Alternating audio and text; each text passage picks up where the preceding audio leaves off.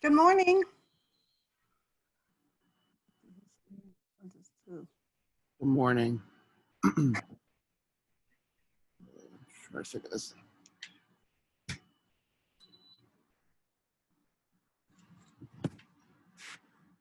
didn't get a chance to talk to Kathy until after you left. Okay. She's busy, but we talked last night, and she said we can do one convention giveaway. Okay. Do you have the wheel? Yes. I love that wheel. Okay. Here it goes. I'll turn it over for you to do that wheel thingy. And I'm going to go get some coffee.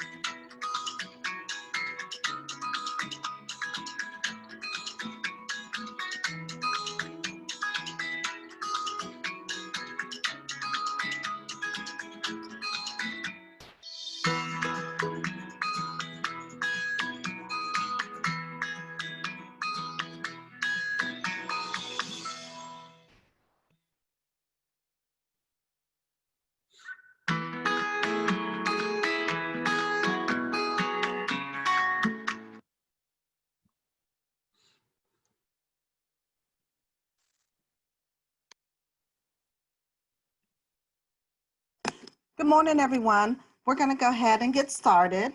I'd like to introduce Kathy Lindenbaum. She is our NJPTA president, and she will be doing our welcoming. Good morning, everyone. Thanks for taking the time to participate in the Local Leader Training Series. Like Sharon said, I'm Kathy Lindenbaum. I serve as your 2019-2021 New Jersey PTA president. I hope everyone fared well after the recent storms. I hope everyone has internet and electricity. I know some of our board members didn't, so I just hope you guys are okay. Just remember that PTA is no longer a noun, it's a verb, an action plan working to support your child's success. Now more than ever, we need PTA. It's an invitation to every family and every school to participate because we can do more together than apart. There is no wrong way to PTA. Just as long as you're doing for your child, you can give money by joining and donating. You can volunteer your time and efforts, or you can help grow our strength and presence at the local, state, or national level as an advocate for improving your child's education. And like I said, now more than ever, with everything that's going on with schools and COVID, we really need your help.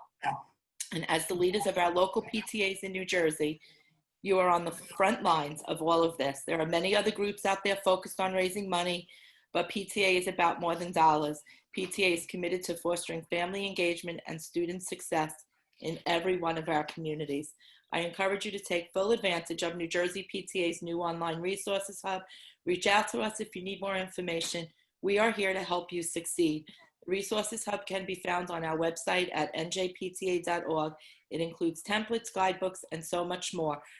Thank you for all you're doing for your communities and PTA, and I hope you get a lot out of this training series today. Thank you, Kathy. Next, I'd like to introduce our leadership team. Once again, my name is Sharon Roseborough, and I'm Vice President of Leadership Development.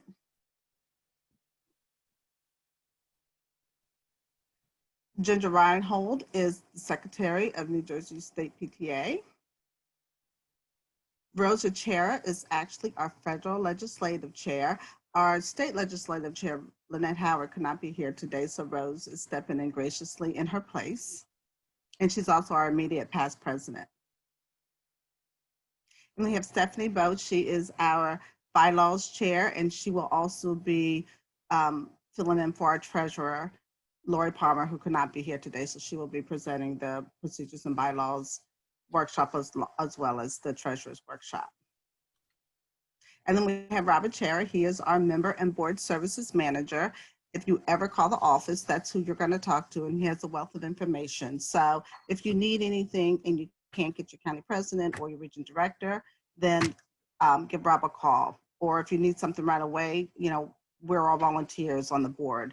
So if you need something right away, I would call Rob first, and he can answer any questions or help you out with anything that you need. We just wanted to make some announcements.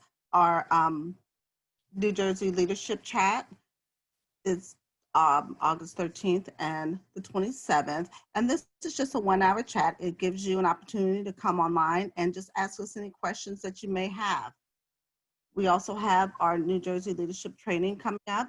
It's August 17th to the 20th. It's our virtual convention. It's free. Register online now, and we encourage everybody to attend. It's something that you can do from the comforts of your own home. We have a lot of great workshops going on, and we just encourage you guys to register and come on out.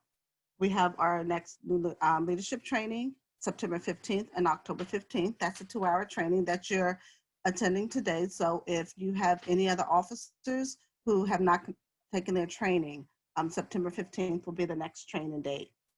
In order to receive credit for this training, you will have to stay online for the full 2 hours. It is a 2-hour training, so we ask that you stay for the 2 full hours so that you can fulfill your mandatory training requirement. We do have some housekeeping rules. You know, we're all new to Zoom, and we want to make sure that this is a success for everybody. Please type your questions in the question and answer box. We are doing this as a webinar today, so there is a question and answer box located on the bottom of your screen. Any questions that you have, we will be answering them during each workshop. We have Rob who is monitoring the question and answer box. So Feel free to type in any questions as the presenters are presenting during the workshop, and we'll get your questions answered. Anybody who called in, do we have any call-ins, Rob?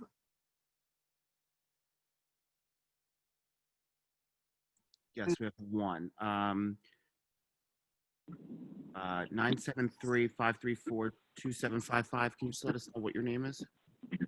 Megan Putera. Spell the last name, I'm sorry. It's Putera. Got it. Thank you. That's it, Sharon. Thank you. Thank you. We also have the chat button available if you just want to make a comment, but we are utilizing the question and answer box. So if you can just put your questions there. Again, Rob will be monitoring it, and he'll make sure that he asks the question, and one of us will answer your questions. You will be muted throughout the training. Please do not unmute yourself. It just helps us cut down on the background noise. And I believe that is it. Let's see. Yep, we covered everything. All right, well, without further ado, we'll keep this going. I'd like to introduce Rose Achera, who will start us off with the advocacy workshop. Good morning, everyone. As Sharon said, my name is Rose Achera. I'm the MediaPass president, currently the New Jersey PTA FLC chair, which is the federal legislative chair. And for those that don't know what that position is, it's really the liaison between the state PTA and national PTA. Every state PTA has a federal legislative chair, and it is a position that I really enjoy because it does help me now, after years of being involved in the field service end and all that, get to work with the advocacy programs of New Jersey PTA and national PTA. So I hope that you enjoy this quick overview about advocacy and PTA. Next slide, please, Rob. So we'd like to start all our workshops, and obviously when we're discussing advocacy, PTA advocacy, the mission is very, very important. And you will probably today hear this mission shared a few times because we'd like to keep this mission at the forefront of all the work we do, to make every child's potential a reality by engaging and empowering families and communities to advocate for all children. Whatever we are doing in PTA, please try to remember that this is why we do it. We do it for our children, we do it for our families. And the times that we're going through right now, you will see as I go through this quick presentation, why it's so important that we keep that mission at the forefront.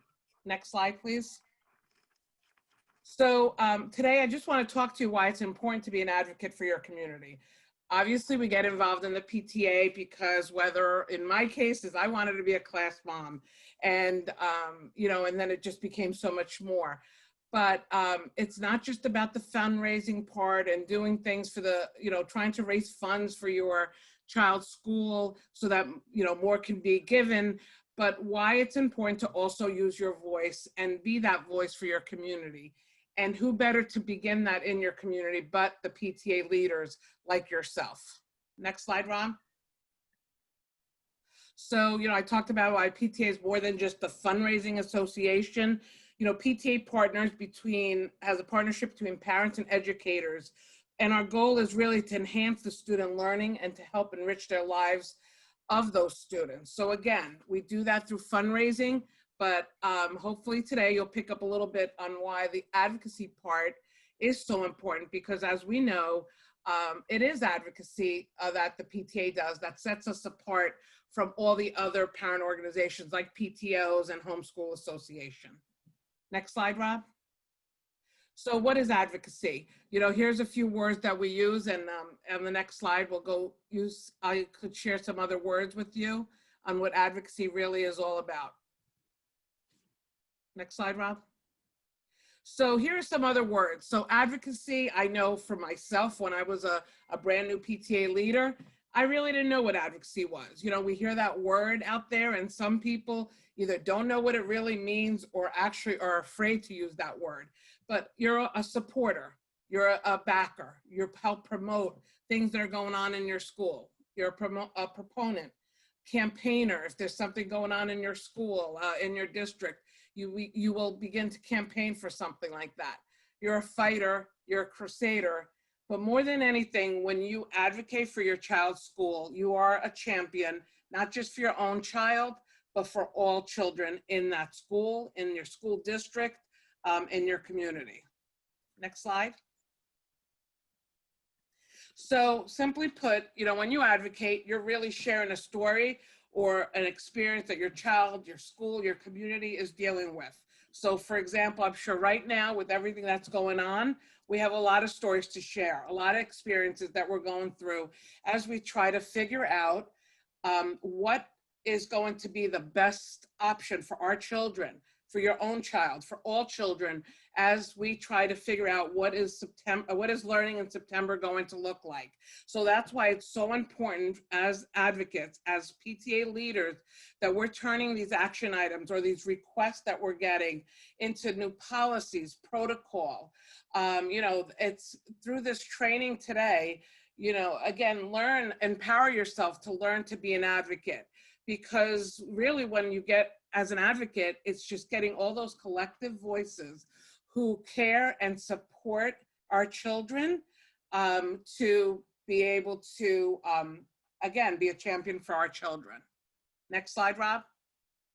So, you hear about PTA advocacy, and, when you're new to PTA especially, sometimes you don't realize that if it wasn't for PTA advocacy and leaders, parents or leaders that have the trailblazers before us, that this is what PTA has accomplished. We've created the kindergarten classes. Before we had, there was no kindergarten classes, but PTA, I hate to say at the time, it was all moms. I know we have dads now too, but moms got together to make sure that kindergarten classes were created to get children ready to start. And at the time it was part-time, a few hours, to be able to be in school full-time.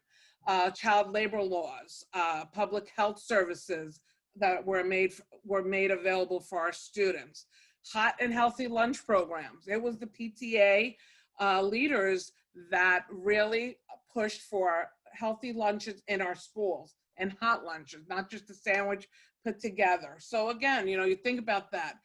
Now I know we also have breakfast. A lot of our schools have breakfast also. That is all because of PTA programs that started.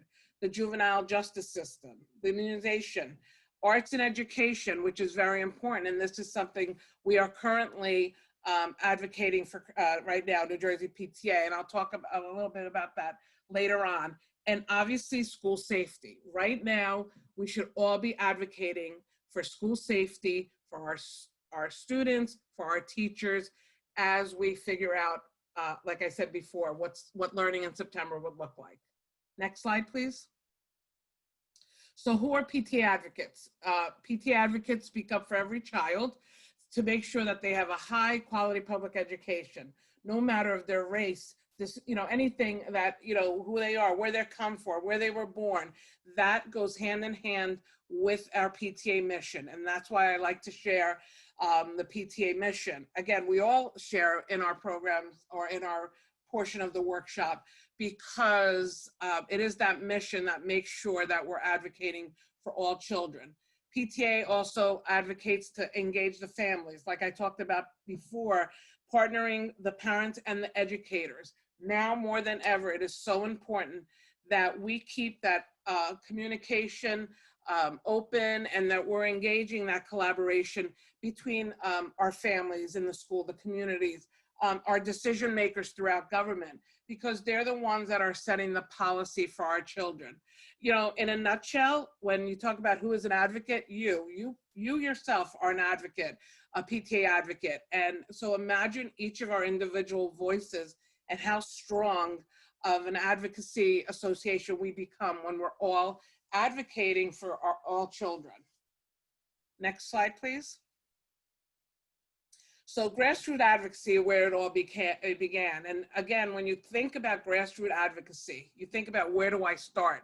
You just start with communicating with your general public. If you are a PTA president, obviously you have been given the opportunity to speak in front of, maybe your incoming parents, kindergarten parents. Just that communication, you are beginning that advocacy groundwork that your school will need. So remember that each time you address your membership and different groups, that is what you're doing. You are advocating. Also, you will start to engage some of your elected officials on the local, state, federal level. And, you know, you hear about the federal level. I'm sorry, I got to drink real quick. We talk about the federal level. That's what you have us, New Jersey PTA and National PTA, to do that for you if you're not ready for that level, or even on the state level. But it is so important that you advocate and you engage with your elected officials on the local level. And that means your Board of Education members, your principals, your superintendent, and also your council. You know, your town council may have be setting policies that will affect your children and the schools. So it's important that you attend those meetings, know what's going on, even if you just go onto their Facebook or social media pages to see what they are doing. And again, grassroots advocacy begins with just raising public awareness. As you learn things, it will be so important that you share that with your members. Encourage them to have an opinion about a policy that is being set in the schools. Next slide, please. So how to start a grassroots advocacy campaign. You know, the first thing is you identify the problem. And, you know, again, problem situation, you know, it doesn't have to, problem sounds like such a negative word, but something that your school needs. And then you take that issue and you turn it into a campaign. You start to gather your people, your PTA membership, you get it out there, get other voices at the table, like your principal, a Board of Ed member. You create a strategy. And, you know, we have different programs that will help with this on how to set this up.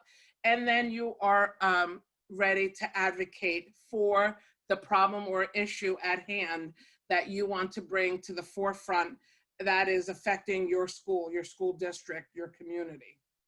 Next slide, please. So federal advocacy, which I talked about, is kind of what I do. So we are working with Congress and the administration on all the federal priorities. And those have to do things that are happening at the White House with our representatives in Congress. Again, that is what part of your dues goes to make sure that your state PTA and your national PTA are advocating for all children, for all the issues that do affect folks. Just like, you know, like I said, many, many years ago, at the federal level, parents got together, PTA leaders got together and started advocating for that list of important things that have, that have helped us, that we now have at the school that we take for granted. And if you go to pta.org, there are a lot of resources that you could also use. When I'm done with this part, I will talk about some e-learning courses that would help you if you are interested in, you know, looking more into the advocacy part of PTA. Next slide, please. So some of the advocacy that's been done on the federal level, obviously quality education. And every year that New Jersey PTA, along with all the other state PTAs, does attend the legislative conference where there's representatives from every state PTA. And then on one of the days during that week that we're in DC, we go and visit our representatives, being your voice, you know, for everything. Quality education every year. And again, like I said, right now with remote learning, hybrid learning, not knowing what is going to happen in a month, advocating for quality education is so important. Elementary and secondary education, making sure our children are ready. Special education every day, because that is something that is also important in our schools. Early learning, childhood education. New Jersey PTA has been doing a lot of work around the preschool expansion program.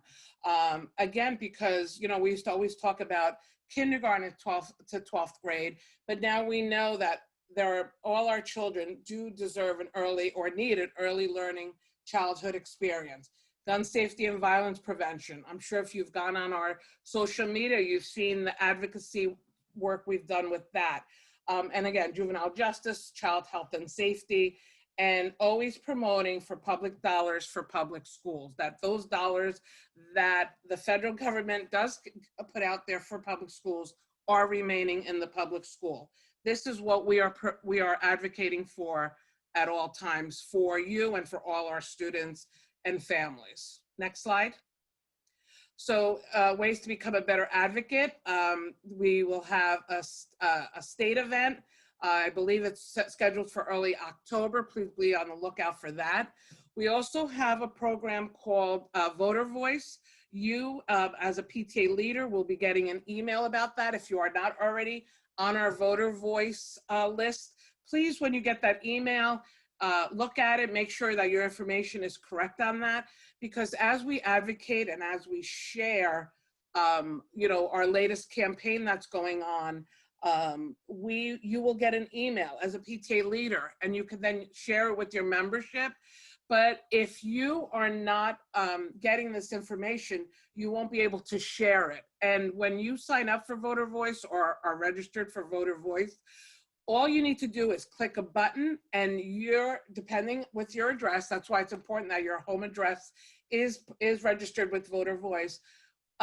Correspondence will go directly to your senator and to your assembly people. If it's on that level, there's times that we will have it set up where it'll go directly to the governor, so that the governor's office and our assembly people, all our decision makers, are getting our voices heard at one time.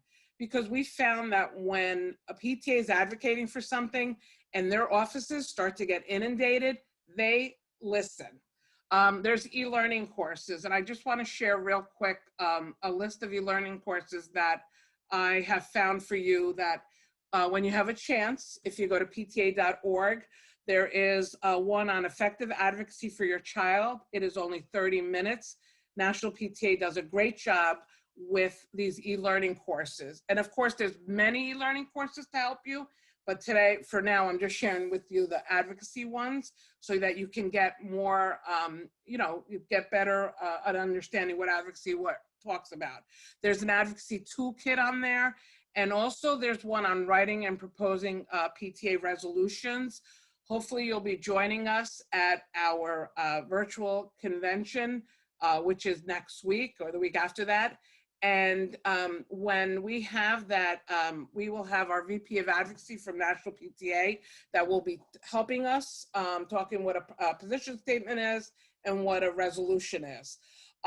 We have a great relationship with the Department of Education, so we're always looking for PTA leaders on the local level to participate in surveys or in focus groups. So please, if that's something you're interested in, let us know. And also volunteers to testify at a public hearing, especially when it comes to fundings for our school and different campaigns that are going to help our children. Next slide, please. So again, I talked about a lot of this. The position statements are ways that you can advocate. National PTA and New Jersey PTA has position statements on many advocacy topics. So if there's something that's going on in your school, please feel free to reach out to our office, our legislative team. If you call the office, Rob will put you in touch with who you need to speak to. If there's resolutions, these are ways that we get the attention of our decision makers. And again, the call to action, which will be very, very important to, like I said, help us through Voter Voice, because many voices are better than just one voice. And before, in part of our federal legislative list that I shared with you, I talked about arts education. Right now, as you know, going back to school will not be the same for us and our children, but it's so important that we as PTAs are still finding ways to bring programming to our students, even though we won't have that typical assembly in the gym. And also, as schedules are cut short, the arts, music, art class, all those, the specials are the first things that are being cut out of the schedule. And it's so important that our children have these arts. So on Thursday, I just want to share, and you'll be getting more information this week. On Thursday, August 13th, we hope that you can join us for a webinar that myself, Kathy, our president, and our Reflections Chair, Nancy Merrill, will be discussing with some of the arts ed advocacy people throughout New Jersey on how to keep the arts in our schools during this pandemic time. And also, if you are on this call as a president or another leader and you have your programs chair, a cultural arts chair, a VP of programming. I know every PTA calls it something different. This will be so important for them to just learn about how you as a PTA can advocate for music, arts, etc.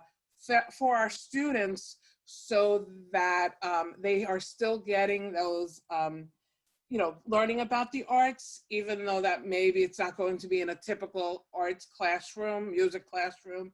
So again, look for that information, but I did want to bring that up. As you can tell, I'm very passionate about advocacy, and also that date is August 13th. It's Thursday. And Rob will be sending out our e-blast this week, and it'll be on our social media so that you can register for it. It is a webinar, and even if you can't make that date and you register, you will get the recording. So it's important that you do register. Again, feel free to email us at njpta@njpta.org. And like I said, Rob, that's usually the easiest way, and Rob will turn you over to who you need to speak to. So thank you. If you have any questions, you can put them in the chat. And we are always available here. We are always available for you. Have a great day, and I hope you enjoy the rest of your training. Thank you, Rose. I believe we have some questions for you, Rob.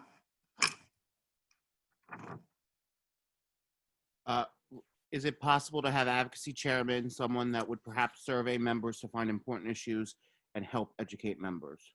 Absolutely. We are always trying to work. The legislative committee is always trying to empower our PTAs to have that, a legislative chair, an advocacy chair. If you go to some of those e-learning courses that I talked about, or reach out to New Jersey PTA, will help you with that.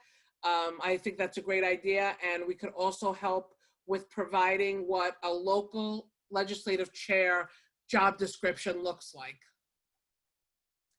And the webinar is on 8/13 next Thursday. It starts at 7 o'clock and it'll be about an hour. And like I said, we'll be talking about ways the PTA can help advocate for the arts, and there will be other speakers with outside of the box ideas on how you can help bring art programming to your students and your families.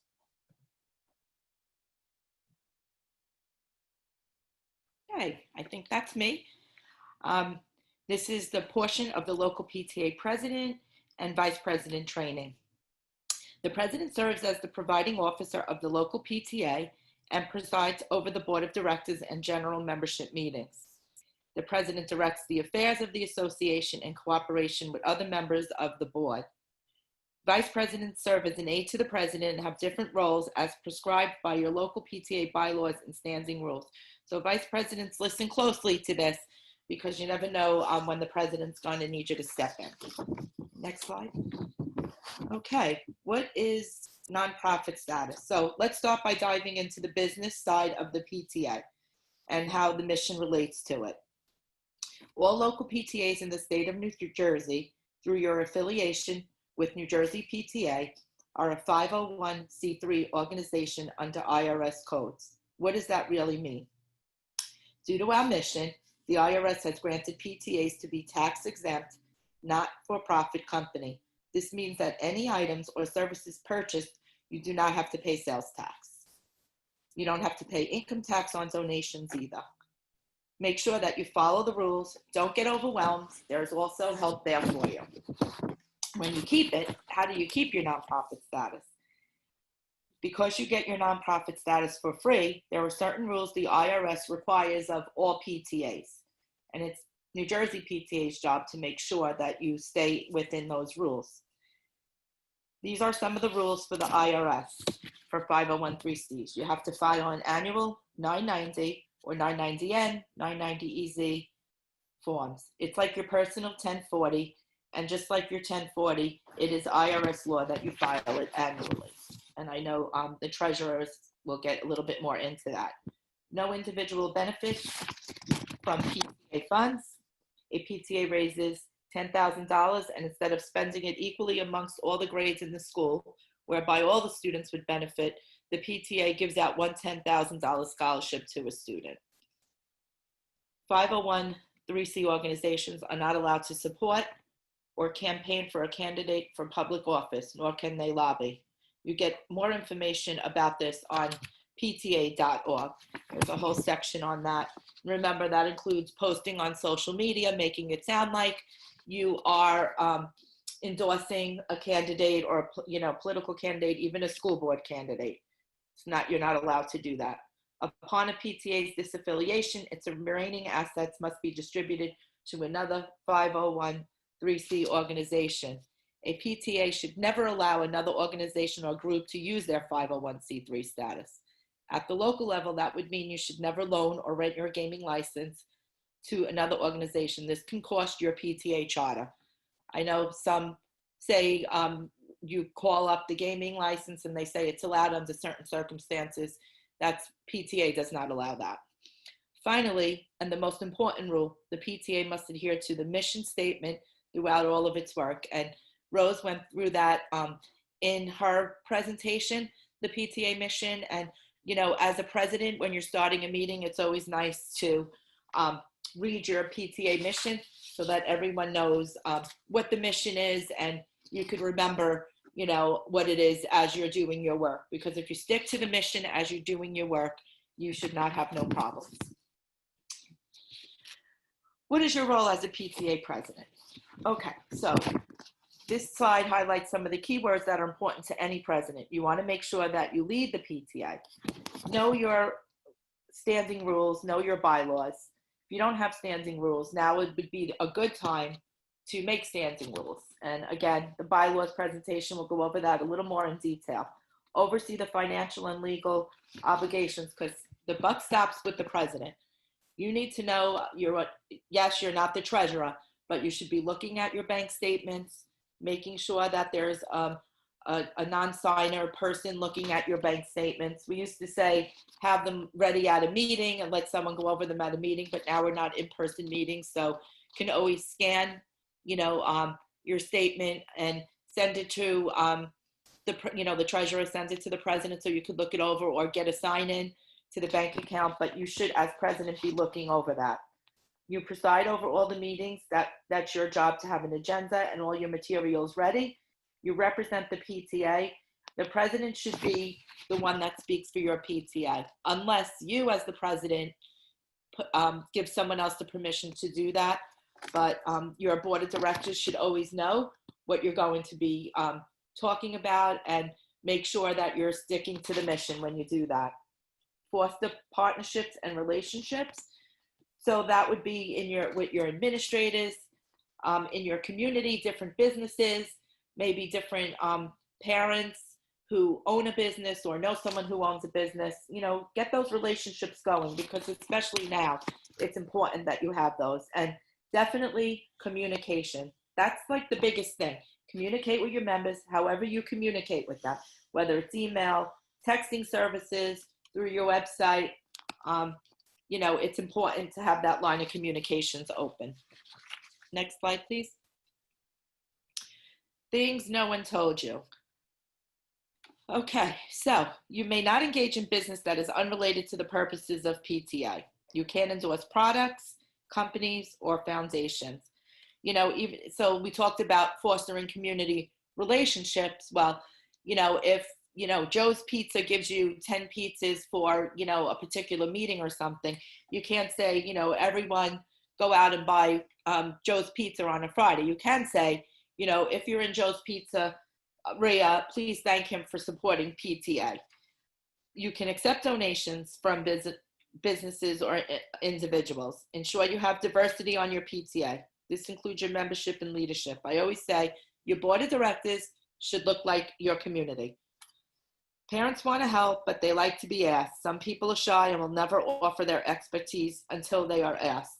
Call, ask them, what they do. Maybe send out a survey to your members and ask them, is there anything you'd be interested in doing for us? What are your hobbies? You never know. You could, find a real gem out there. Not all members share the same beliefs and may not know what you know. So be patient, especially in these times. Be a teacher to them. You could have a future president sitting in the audience at your meeting, and you never know what people's life is like. You don't know what happened to them, and they're taking the time and effort to reach out to come to a meeting. So try to be welcoming to all. Next slide, please. So I love this one. Great leaders inspire others. So make sure to take action, delegate some, take some work off of you. If you can delegate it, this is where the vice presidents come in, other members of your board.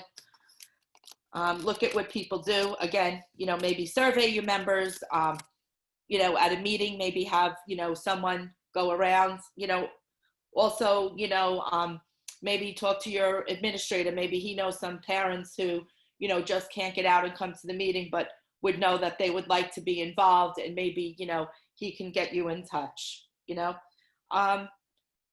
great ideas, get some great ideas from people and do them. Get people to help you and get them done. Next slide, please. What presidents should know? Well, I wish we should know everything, but we don't. You should learn about all aspects of PTA, though, and certainly know the rules. Reread your bylaws, your standing rules, filing requirements, how to run a meeting. At the end of the day, if there's a problem, guess who they're calling? The president. So just, again, New Jersey PTA, we're a wealth of knowledge. You're a PTA for a reason.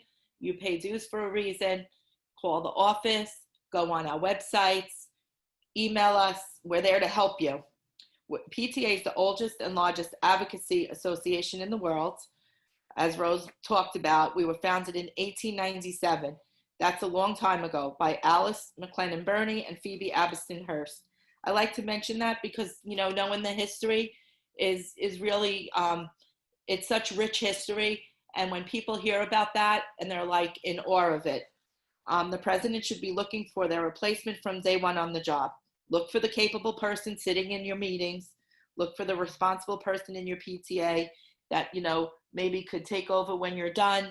Mentor them. It could be the person sitting next to you, one of your vice presidents, or it could be someone in the audience that you want to give a chairmanship to. Look around, keep your eyes open. The president should want the best way, not their way.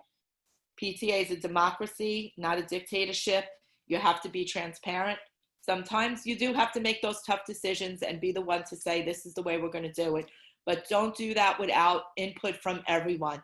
Go to your board of directors, trusted person, go to your administrator, get everyone's input, and then you can make your decision. But make sure that you're transparent with your decision, and make sure you have good reasons for your decision.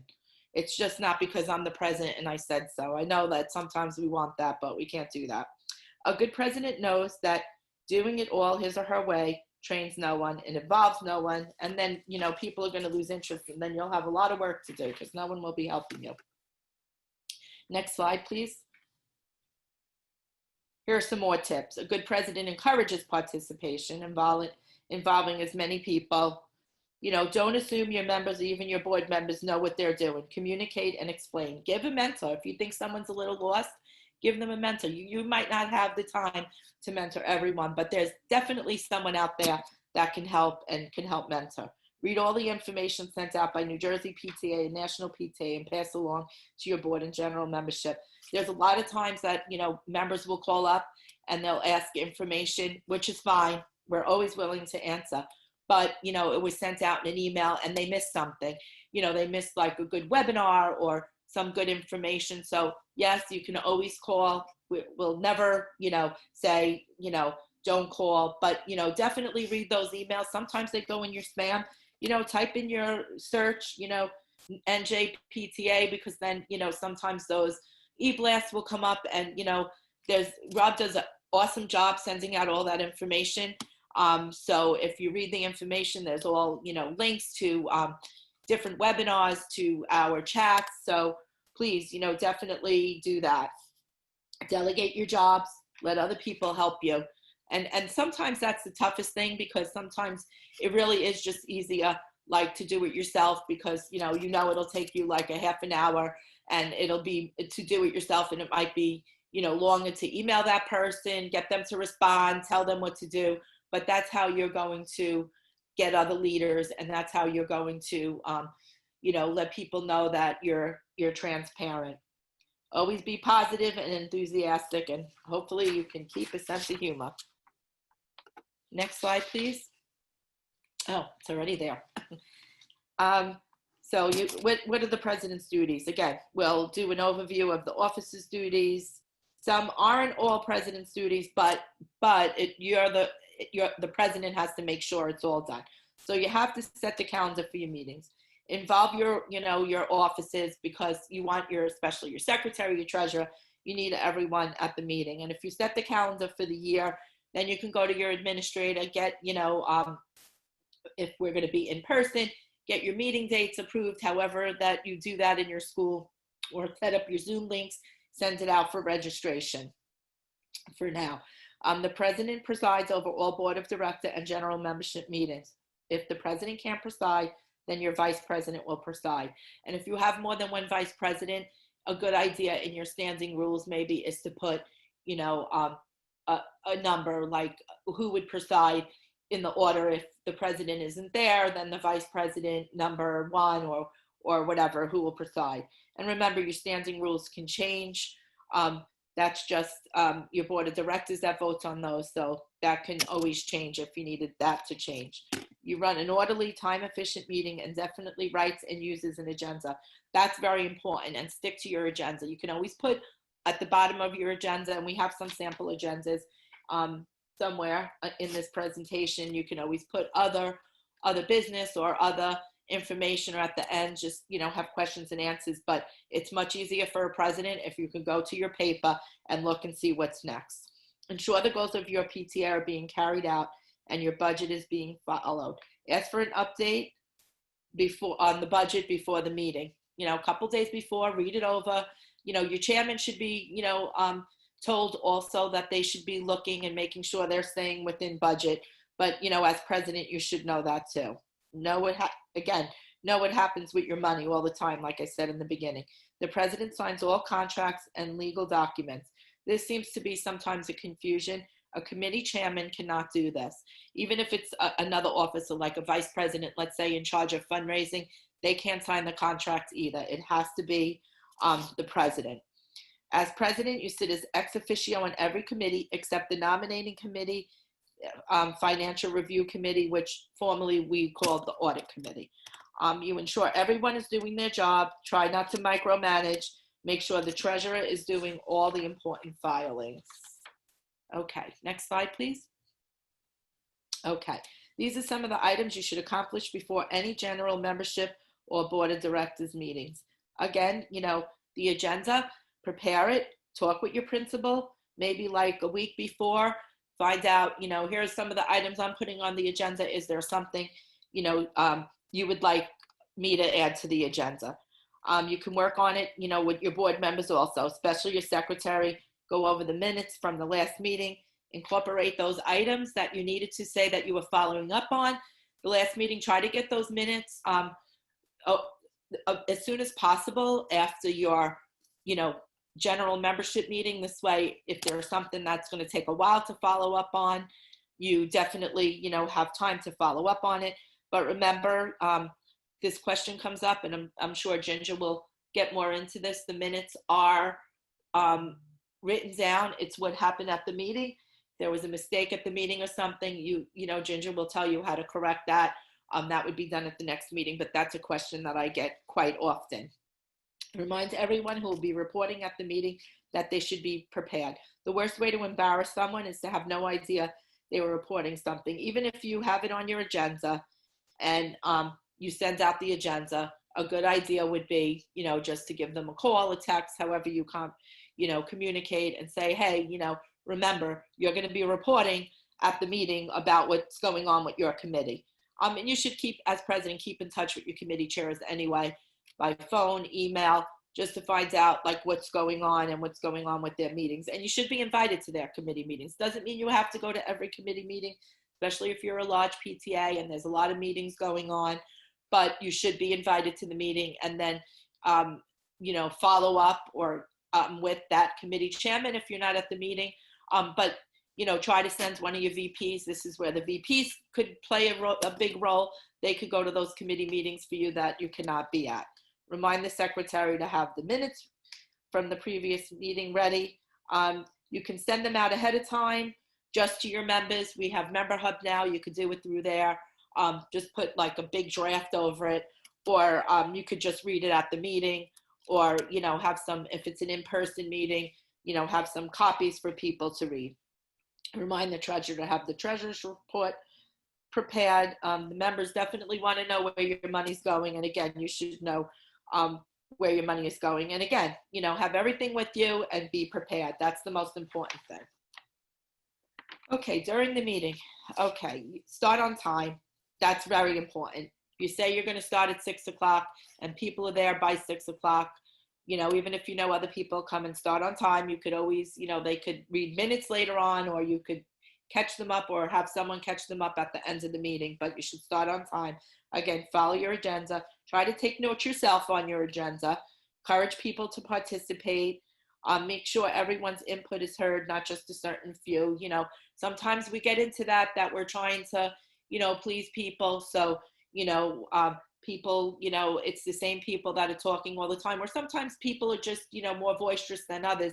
But if you see that person sitting in the corner, maybe ask them, you know, during the meeting, you know, so-and-so, do you have, you know, did you want to say anything? If you know they're involved on one of the committees that you're talking about, try to, you know, get interaction in your meeting.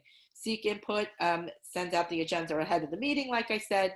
It's always nice too, if there are members there that, you know, maybe have a question on a certain topic, and maybe they're a little shy, but if they see it on the agenda, they'll come to the meeting to ask some questions. Don't rehash the past. If something's happens, it's happened. The only thing you could do is change it for the better. So just move forward. Don't do debates at a meeting, nothing personal. You know, it's not about, you know, Johnny didn't get something in the lunchroom. You know, that would be something that you would send to the administrator. There should be, hopefully, an administrator, or at least someone representing the school, you know, at your meeting, and you could just send it to them. I mean, you could definitely follow up with that person after the meeting and say, you know, hopefully your questions were answered, but, you know, you have to understand that we don't do personal stuff at the meeting. Definitely don't let them get up at a meeting and start, you know, bashing a certain teacher. And especially now with the Zoom meetings, I think people feel a little bit more confident behind a computer, and, you know, they're there, and, you know, there's stuff going on, you know, that not everyone might be liking how virtual learning is going, or liking what's going on. So just be careful also when you're doing your Zoom meetings that, you know, things don't get personal, and they don't start bashing teachers or even administrators. Ensure members understand the method of voting and what is being voted on. Again, especially now, you know, we have some guidance on the website with voting with Google Docs. And there are other venues that you can use to vote if you're doing Zoom meetings. But even in-person meetings, you know, make sure you repeat the motion after, you know, the motion is made, seconded, and then you have debate. Sometimes the debate goes on for like 10, 15 minutes, and then people kind of forget exactly what they're voting on. So as the chair, you should reread the motion and just say, you know, if you want the, you know, this to happen, you vote yes. If you don't want it to happen, vote no. So that's nice. And then be courteous to all. Just try to include, again, like we keep saying, members, guests, if you have speakers, if there's students at your meeting, try to include everyone. Next slide, please. Okay, after the meeting. So again, make sure the secretary sends you a copy of the minutes as soon as possible after the meeting. You know, this way they're written while it's fresh in their minds. And don't, you know, write down your notes also so that you follow up. That's important. Follow up on the assignments, programs initiated during the meeting, so that you could report it at the next meeting. Update your procedure book and your running list of duties. It'll make it easier if you have a 2-year term or to pass on to your successor. Evaluate the meeting. If something's not working, change it up. It's your meeting. You know, you can change it. If something's going great, you know, keep that up also. Next slide, please. Oh, it's here. Sorry. Where's the help? New Jersey PTA, National PTA, we're here to help. So here's some other help. bylaws, standing rules, Robert's Rules of Order. These are the rules of your local PTA. They give a lot of insight, read them. I mean, Robert's Rules of Order, you're not going to read cover to cover, but if there's something particular, like making a motion or a motion to a motion, that's when it's helpful. They even have like a card, like a cheat sheet card. I had a bunch of them to give away at convention if we had an in-person convention. So hopefully next year we will, in March, have an in-person. We'll probably have a couple of books at our virtual convention to give out, but it's always good. And you don't have to buy that yourself. That's legitimate, PTA funds, and that would stay with the PTA then. Go to National PTA at pta.org. Rose talked about some e-learning courses. She talked about advocacy ones, but there's plenty of them. Even their president one is pretty good. It's quick, and it just it covers more general topics, but it's a good one. It's just something good to brush up on your stuff. New Jersey PTA trainings, New Jersey sample agendas. We have our local PTA Resources Hub, which is new since Rob started working for us, is absolutely great. So there's a lot of different things. You could email us at NewJerseyPTA@NewJerseyPTA. And there's just, you see right on the slide all the different things that we're here to help. So next, please. Here's would be a sample agenda. Again, this could be found in the local resources hub, but we just wanted to give you a little bit of what the sample agendas look like. So there's one a little general. You could give a little bit more detail. Okay. Vice President duties. So here's, various duties based upon your PTA structures, your standing rules, your bylaws. According to the bylaws, the role of the Vice President is to act as an aide to the President, perform the duties of President in the President's absence, which means you need to watch closely. You're at this training already if you're here. This is a start, but know the job, because you never know what could happen. In the standing rules, you can assign your Vice President other duties like membership, programs, fundraising. Again, I'm going to say this is where communication is really important. And, if you see your president is getting overwhelmed, because we do get overwhelmed at times, say, is there something I could do for you? Let me, do this for you. And then maybe, again, it's like, the ask. Maybe the president doesn't really want to ask, but if you offer, sometimes that's very helpful. Next slide, please. Okay, bylaws. They're very important. If you do not have a hard copy of your bylaws, or even on your computer, on your screen, you can contact the state office and a copy will be sent to you. These are the documents containing the basic rules of the association. Every nonprofit in New Jersey is required to have them.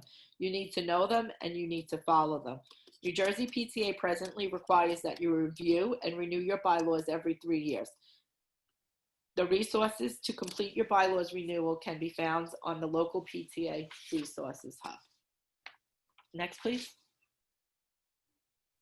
Standing rules. They're not mandatory, but they're highly recommended in any PTA. And here's why you should create them. It really helps derail conflict.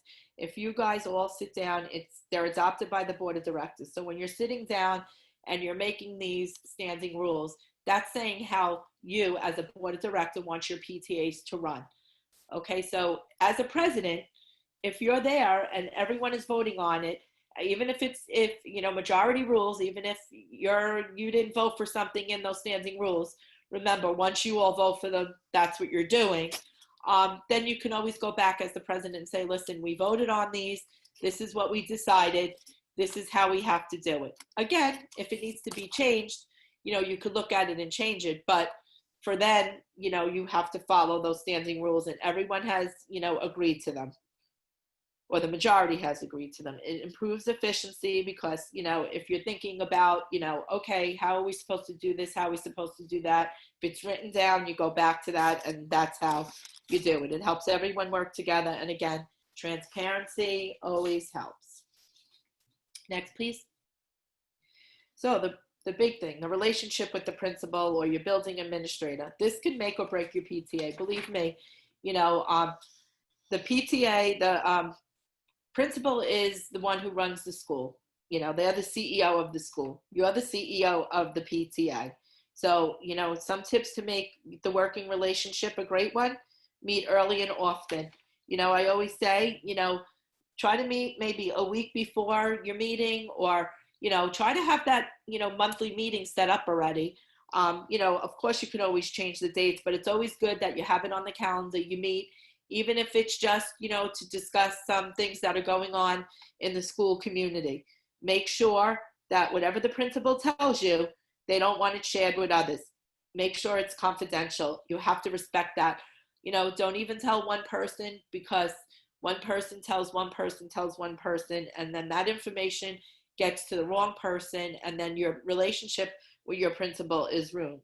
The principal or someone that they designate should serve as a member of the board of directors. They are allowed to vote like every other member.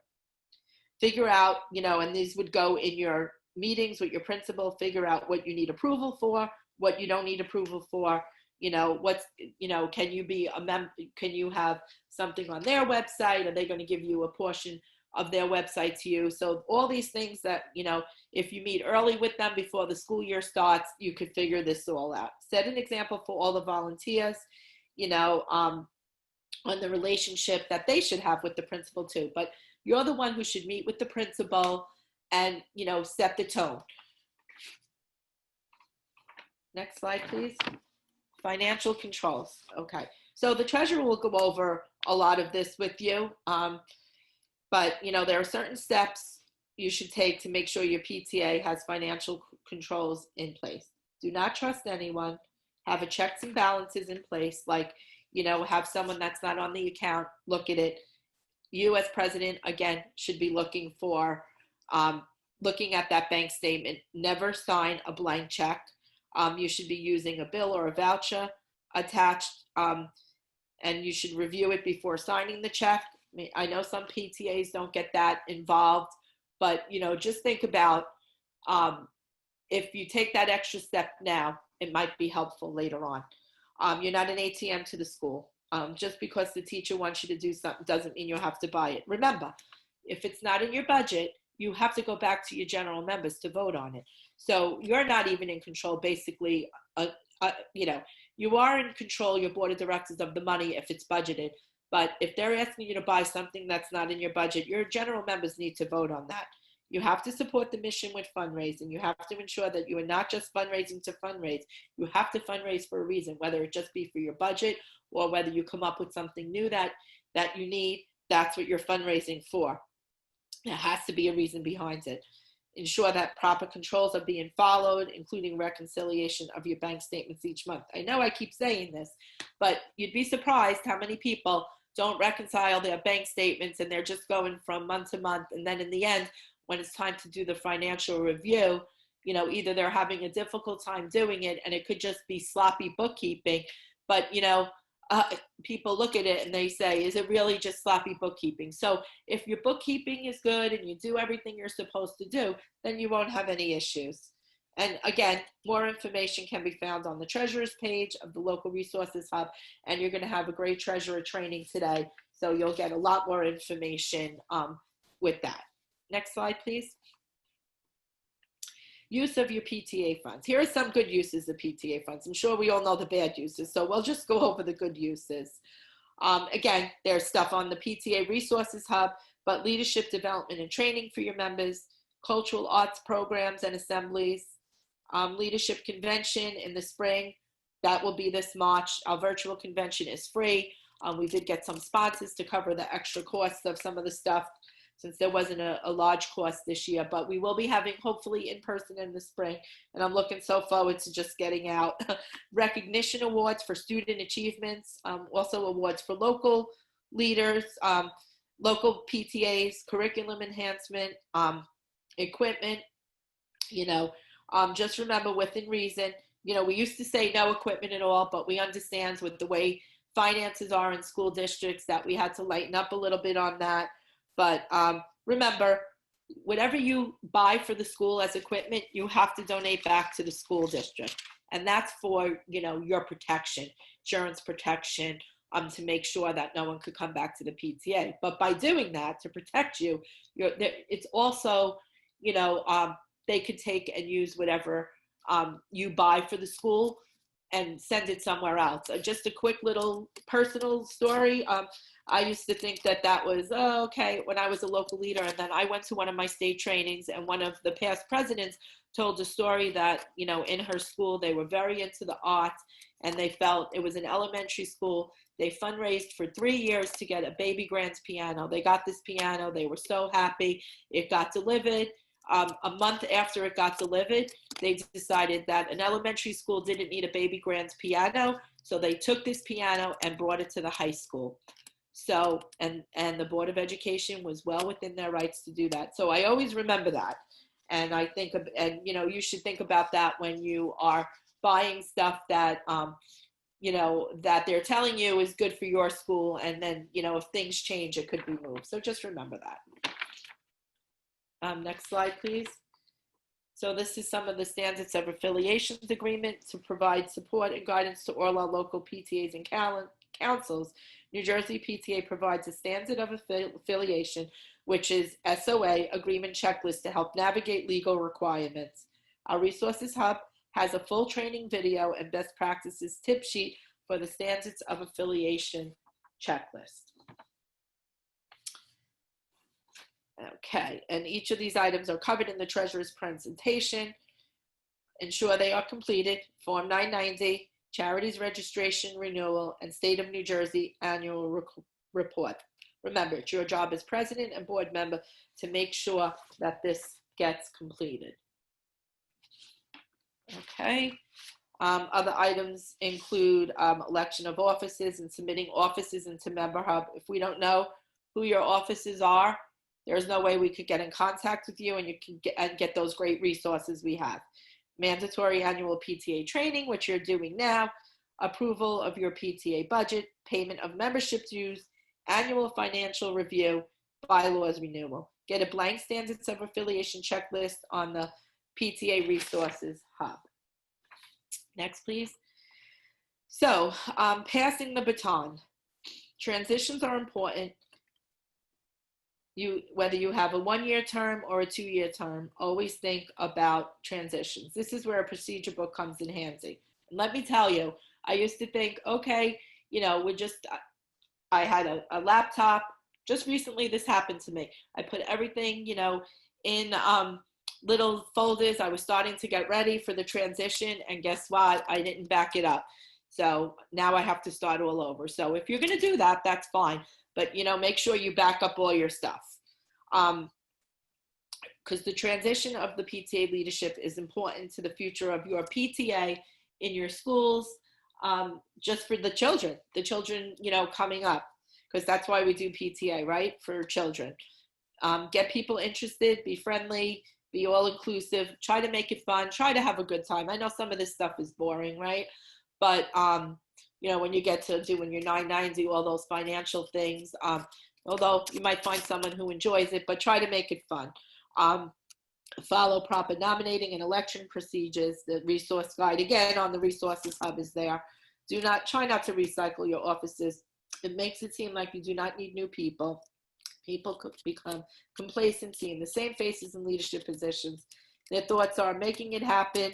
They don't need me, which is not true.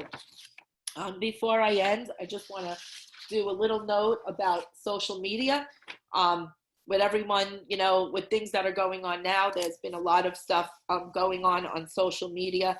Please, if you're posting on social media, because I know it's important, you know, to get your information out, please be relevant, stay on topic, be respectful, make sure you keep things civil, you know, don't be abusive or use offensive language, threats, hate speech, calling for violence, you know, don't make jokes about the misfortune of others, you know, try to be honest, use your real names, be discreet, never post inflammatory information with political stuff, you know, elections coming up, please, no political endorsements, just, you know, try to, you know, be responsible with it. And I believe, you know, make sure, you know, again, passing the baton, that everyone hands over all their stuff. Have an orientation meeting which is great. Incoming, outgoing offices, that's always helpful. And then again, please let the new offices know that, you know, there's training requirements. You know, don't just say to people, you know, oh, this is easy, you know, because we all know it's not easy. You know, sometimes you could make it harder than it is, but it's not easy being a leader. And it does take time. We know that it takes time.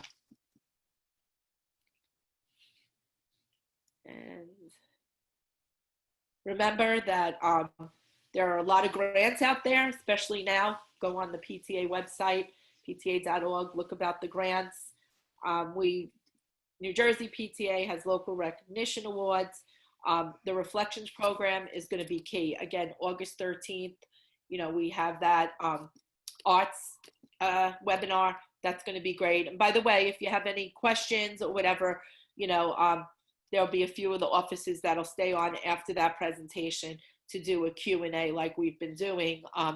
You know, every week we've been trying to have a Q&A for local offices. So if anything comes up, you know, look at the website for that information. And again, you know, you can always go to the office and ask for help. Thanks, Kathy. There were questions that were coming up that, you know, because of time, we're answering in the Yeah, that's fine. and the chat box. But there were two questions that I think everybody should hear, because I think it'll be beneficial. And I think this is an issue across the board with PTAs and a question that comes up. And just so you know that we will be having the Treasury workshop coming up soon. So there was a question about the Sunshine Fund. So Stephanie, when you present your workshop, if you can just talk a little bit about, the question was, can you have a Sunshine Fund? And we can go over the question when that comes. But the one that probably falls under you, Kathy, was from Holly on suggestions for people who like to lecture their topic of choice at a meeting. You know, how to discourage people from kind of taking over a meeting and talking about what they want to talk about. Well, if it's, oh, sorry. But if you can. Yeah, I'll talk about that. Sure. Yeah. Yeah, that's actually happens a lot. So that's where the agenda comes in place. So before that, maybe put on your agenda. We have this at New Jersey PTA. Parliamentary procedures, go over that. Discuss whether you want people to speak like 2 minutes, 3 minutes, 4 minutes. 4 minutes is long. You know, we like to go with between 2 and 3 minutes. Everyone speaks on a topic. Before you could get a second turn to speak, and then that's it. 2 turns. You could put a time limit also on a discussion for a topic, whatever that might be. You know, you want to discuss 5 minutes, 10 minutes. So those are things that you could put in your standing rules and then announce them at the beginning of the meeting. Also, as you're going through your agenda, if it's not an agenda item, you could put, you know, again, at the end, if there's anything else, and have someone speak. And then again, that goes back to, you know, the 2-minute rule. Everyone could say something, and then you can only speak once again after everyone has something to say, you know, something to say. So that's a way. And again, if it's something personal, or if it's not something that really pertains to PTA, then, you know, you can just say, we'll talk offline about that. So does that answer your question, Holly?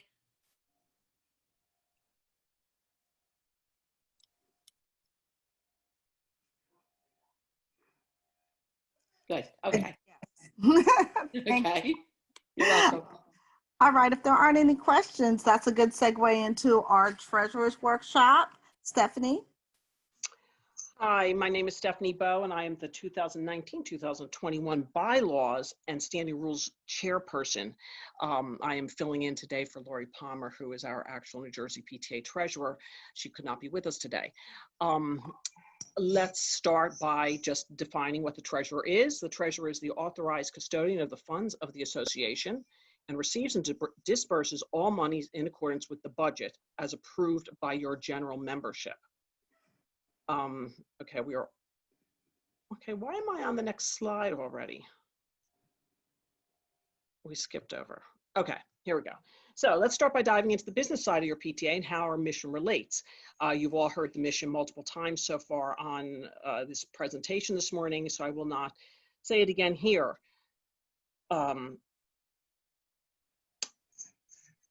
all local PTAs in the state of New Jersey, through your affiliation with the Jersey PTA, are classified as nonprofit organizations under IRS Code 501c3. You've also heard this morning. I think Kathy gave it in her president's presentation. But what does that actually mean? Because of this is what it means basically. Because of our mission, the IRS considers PTAs nonprofit businesses and has granted PTAs tax exempt status. This means that the IRS allows PTAs to receive income, but we don't have to pay income tax on that income. We are exempt from paying income tax. Because we are recognized as tax exempt by the IRS, the state of New Jersey also recognizes our charitable purpose and allows PTAs to earn income also without paying income tax. Furthermore, the state of New Jersey kindly allows us to make purchases without paying sales tax. Next slide. Okay, so there are the IRS allows us this tax exempt status, but there are a few things that they require of us. Most importantly, you must file annually a Form 990, either the 990N, the 990EZ, or the full 990. This is just like your personal income tax form, the 1040. And just like the 1040, the IRS demands that you file this annually. Another stipulation is that no individual can benefit from PTA funds. PTA funds are supposed to be spent equally amongst all the grades in the school so that all the students benefit. It's not to go to one specific set of kids, not one kid certainly. It's supposed to be spread equally. 501c3 organizations are also not allowed to support or campaign for a candidate for public office, nor can they lobby. As far as campaigning and public office goes, you can certainly encourage your members to vote, but you cannot tell them how to vote. Another stipulation the IRS has is that upon dissolution, if your PTA were to dissolve, the PTA's remaining assets must be distributed to another like-kind organization. In other words, they must be donated to another 501c3 organization which has your similar mission statement, or a similar purpose, I should say. A PTA should never allow another organization or group to use their 501c3 status at the local level. That would mean you should never loan or rent your gaming license to another organization. Next slide. Okay, here's the overview of the treasurer's duties. Treasurers have a lot of responsibilities and duties. I would say that having been treasurer myself, having been president, having been correspondent, or what do you call it, recording secretary, treasurer probably carries a lot of weight. And not to say that the other officers don't, but there are a lot of duties that the treasurer has. First and foremost, they should be maintaining accurate books. What that means is that your book should be organized and updated at any point in time. The treasurer is likely a candidate to be involved with the preparation of the budget, and definitely should be involved with the budget since they are more intimate with the finances of the PTA. They should definitely pay all bills on time. They should remit dues certainly on time to New Jersey PTA. We are required that they are paid monthly. The treasurer must present a treasurer's report at every board of directors meeting and general meeting. Always, I would suggest that you always bring your financial records with you to your meetings in case you have to answer questions. Provide your PTA committee people definitely with your PTA's ST5 certificate. That ST5 certificate is the certificate that you would present to a store when you're going to purchase items for your PTA function or whatnot, that tells that store that you are exempt from paying sales tax. So you don't have to take that money out of your budget when you are certainly entitled not to pay sales tax. So definitely, treasurer, make copies of your ST5 certificate, sign them, hand them out to people that are going to be purchasing things for your PTA so that they have them on hand when they go to stores.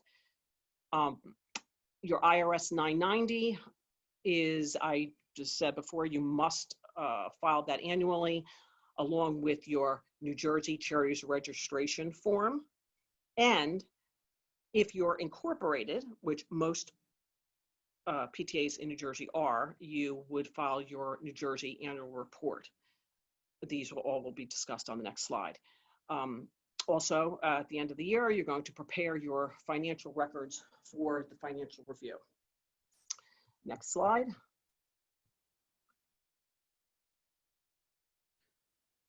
Remember, and I can't say this enough, it is, yes, the treasurer is doing the heavy lifting, doing all this work, but it is everybody's responsibility to be on top of what's happening with the PTA funds. I find that PTAs, and there have been a few, not a lot, thankfully, but there have been a few where funds have gone missing, and it's usually when nobody knows what's going on. The treasurer is running things amok, usually running rogue, doing things by themselves, and nobody knows what's going on with the money. So we're trying to protect the PTA's funds. That is one of your duties as officers, to protect your PTA's funds.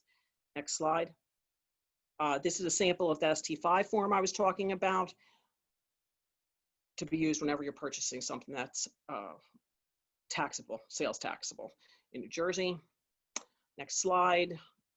Okay, if you can't find a copy of your ST5 certificate, these are instructions here on this page how you would obtain one from the state of New Jersey.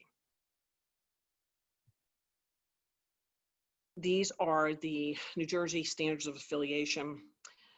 To provide support and guidance to our local PTAs and councils, we've come up with this one-page, like one-stop shopping checklist of what needs to be done. Quite a few things on this Standards of Affiliation are treasurer duties. The very first one at the top. Let's see if okay, I'm going to discuss more of this on the next page. Just go on to the next slide. Okay, so the New Jersey PTA Standards of Affiliation. First and foremost on the list, IRS 990 filing. I think I've mentioned that now 3 times in this presentation. That's because it is super, super important that you do that filing every year. We're going to cover more of that later. New Jersey Cherry's registration filing, we'll also cover that later. Also a very important filing. You do not want to lapse on any of these filings, certainly. They are very important to your PTA's tax exempt status, and we do not want to lose that because it is a very costly and time-consuming thing to get back. New Jersey annual report, again, cover later, except that I do want to say this is, again, only if you are incorporated. And if you want to know, if you do not know if your PTA is incorporated, call New Jersey PTA office. Rob, a chair, will be able to help you with that. We have everybody's charity incorporation date and number, incorporation ID number on file at the state office. After your board determines your budget must be, another thing on the Standards of Affiliation is that your budget must be presented to your general membership for adoption. Another thing on the Standards of Affiliation is that you must pay your dues to New Jersey PTA monthly. And then another thing on this list is at the end of the year, you're going to prepare your financial records for the financial review. It used to be called an audit. It's the same thing, same animal, different name. You must do this, and that filing, that financial review is due by August 31st. Okay, next slide. Your PTA budget, as I mentioned in the slide before, your budget must be presented to your general membership. But who prepares the budget? Good candidates for preparing budget. First of all, the president should ask for volunteers, certainly, but logical choices would be your past president, your past treasurer, your current president, your current treasurer, your fundraising chairman. The reason I pick these people is because these people are most likely most intimate with the financial situation of your PTA. But you also want people on that budget committee that wants to be involved with this whole process. You want to, sort of cull from your herd of volunteers, people that will want to step up, hopefully, to one of these positions, president or treasurer or fundraising chairman. And if you get them in on the ground floor of budget determination, you might be able to hook them. I think this has been mentioned somewhere in this presentation this morning that you always want to be looking for your next officers to be able to take your place when you're gone out of the school. Next, how is your budget determined? First and foremost, you determine your goals. In other words, you figure out how much money you need to institute the programs you want to pay for.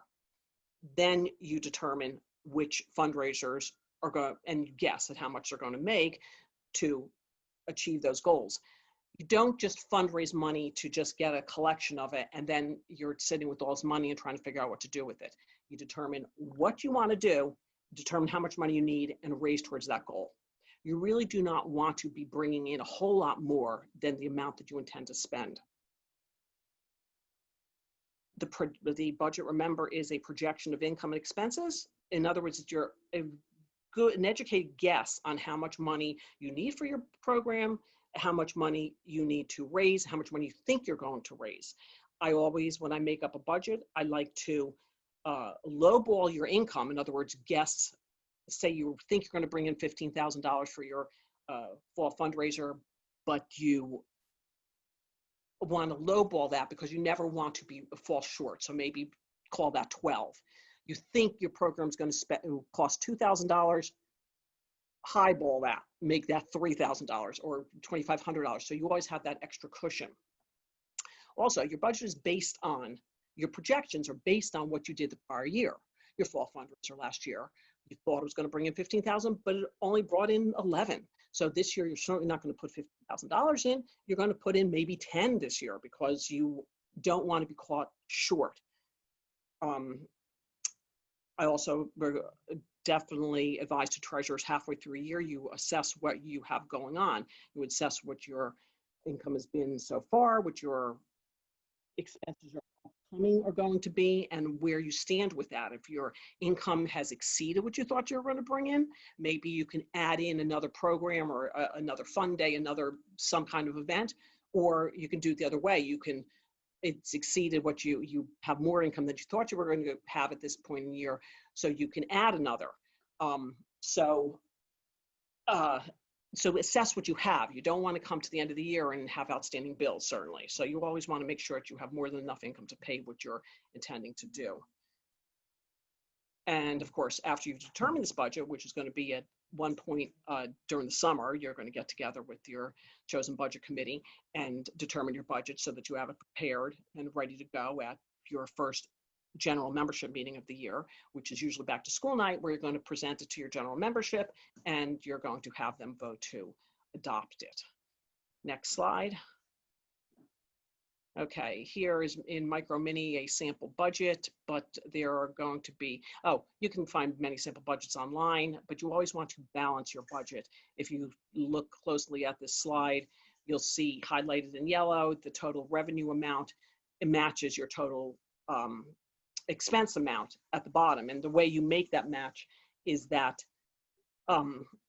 you either have a special projects line or a miscellaneous line. Now, actually here we put a miscellaneous line to make up your, an amount to equal out your revenue. You always want to have a carryover amount in your budget to tide you over the summer until school starts and your budget's approved again to spend on the things that come up during the summer that you need to buy. Next slide. I'm sorry. While you're still on the budget, there's many questions, obviously, because of this time. Can you just hit upon real quick your thoughts on what people should do for budgeting this year, since there's many mysteries of what's going to happen? Yeah, that's, this is because we're, hold on one second, please. Okay, can you close that? Sorry. All right. Yeah, this is, okay, I have noise in the background that you're going to have to forgive at the moment.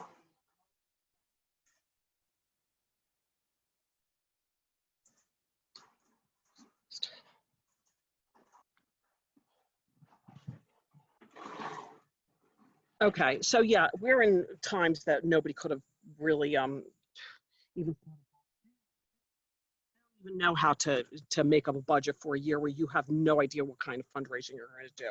I know there's a lot of online things. I know Member Hub has opened up a new venue for fundraising, but I don't really know, unless somebody else out there has, somebody on this New Jersey PTA has some kind of suggestions for it.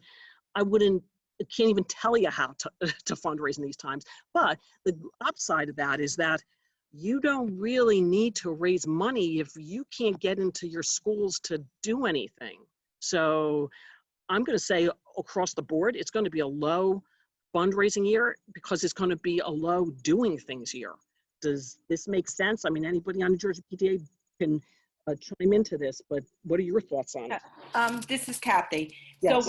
So yes, you're right. There are a lot of free things that you can do, like for cultural arts stuff, the Reflections program, which again, I'm going to go back to that August 13th webinar. That's going to be helpful for programs. Also, I'm going to be doing a president's workshop, for leading in the pandemic, a short workshop at convention.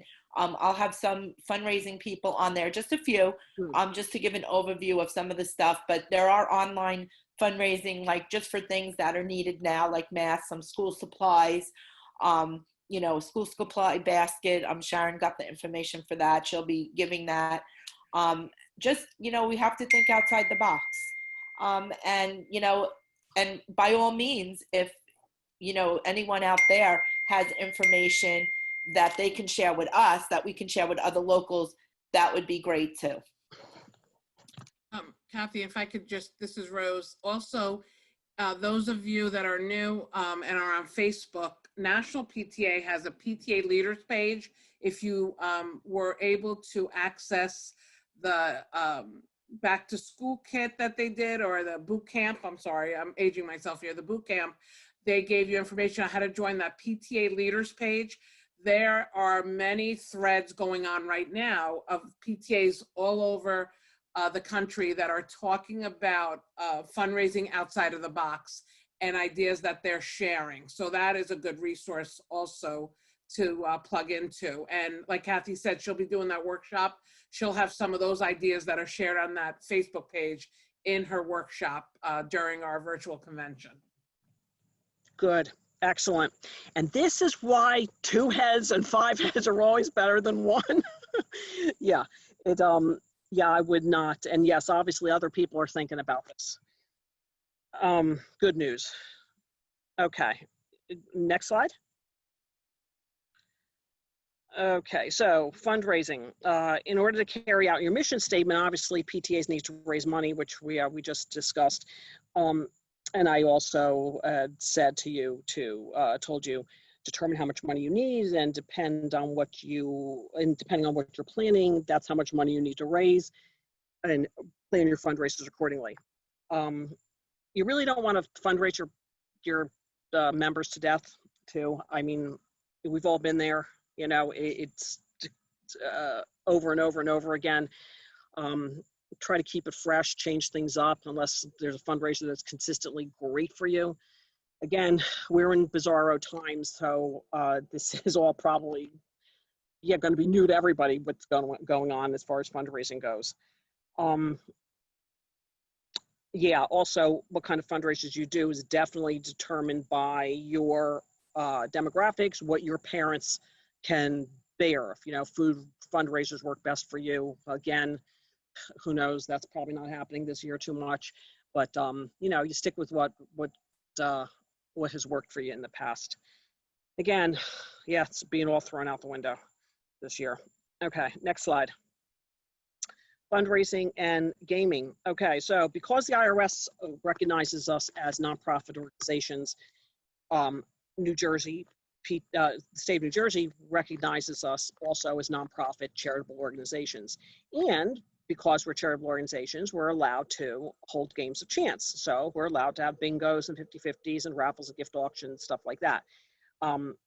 In order to hold any kind of game of chance in New Jersey, you have to apply for a biennial license from the state of New Jersey. It's a license that you pay for every 2 years. It's $100 to pay for it. And then every time you hold an event, you have to apply with your local municipality for a permit to hold that event.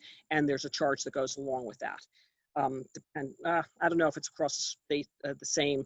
I'm pretty sure it is, but bingos are $20 to your municipality, and then you pay $20 to the state. 50-50s, if you're raising under $400, there's no charge. If you're going to raise more than $400, you have to pay the 20 and the 20 to the state and 20 to the municipality. But you definitely want to check with your local municipality because there's a bunch of paperwork you have to fill out, and they will apprise you of the fees. New Jersey, this is important. New Jersey state law requires that you have a separate checking account for all gaming activity, which you use for all your income expenses related to gaming. When you apply for your biennial license from the state of New Jersey, they will ask you for that checking account number. So yeah, that is mandatory. And they, I guess, they, a while ago, they really clamped down on that, and they will check into that. So definitely set up that separate account if you're going to do any kind of gaming. Next slide. So bookkeeping, accurate bookkeeping and organization is key to being a treasurer.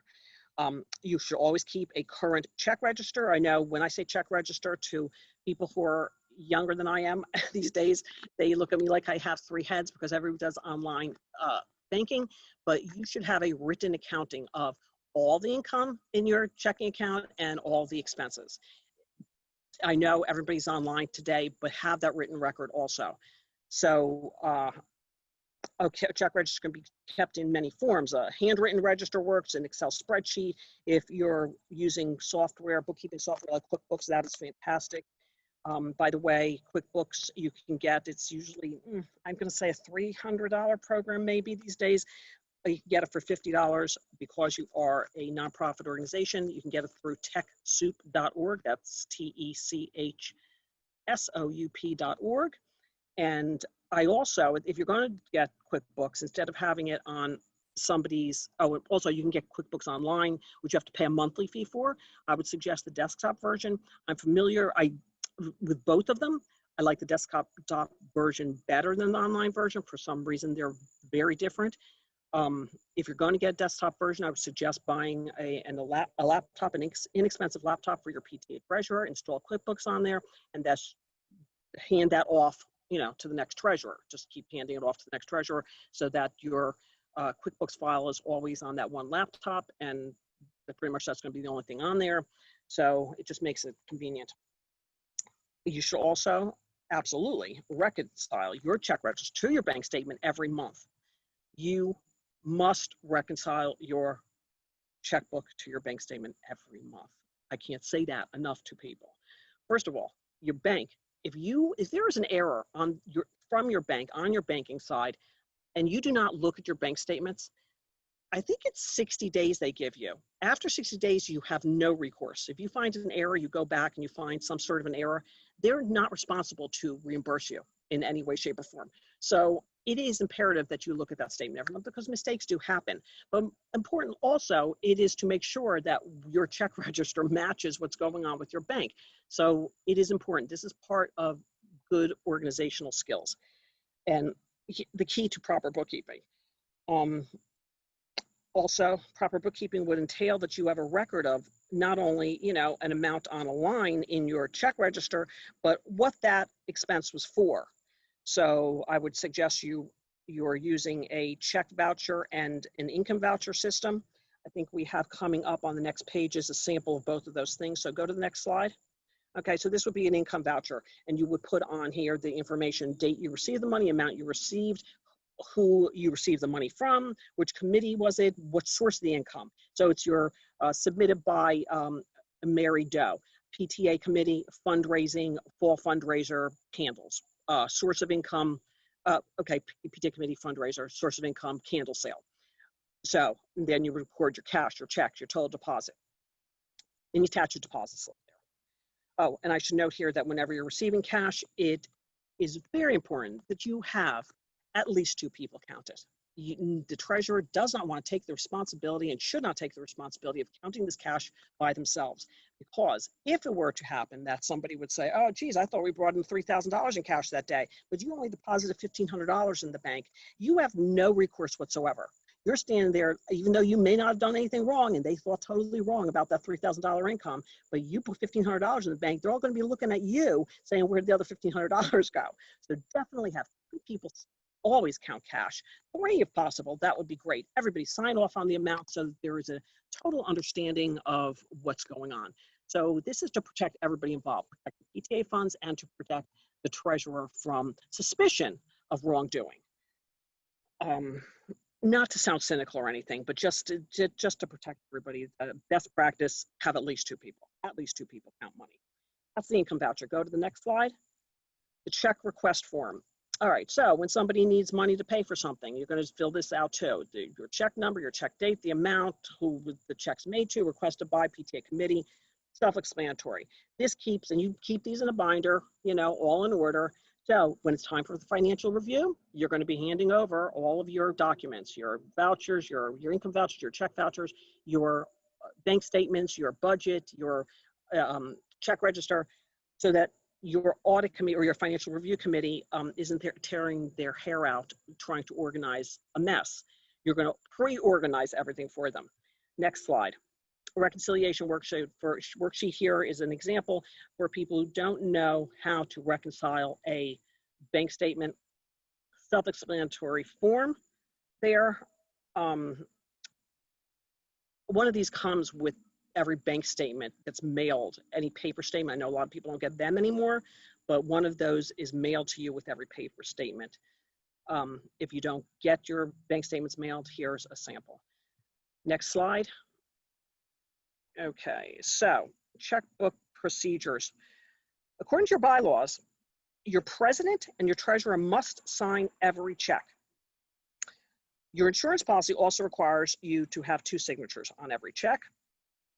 This is for again, to protect the PTA funds. That, you know, this money is going, it is an agreed upon amount signed by 2 officers that this money is okay to be dispersed.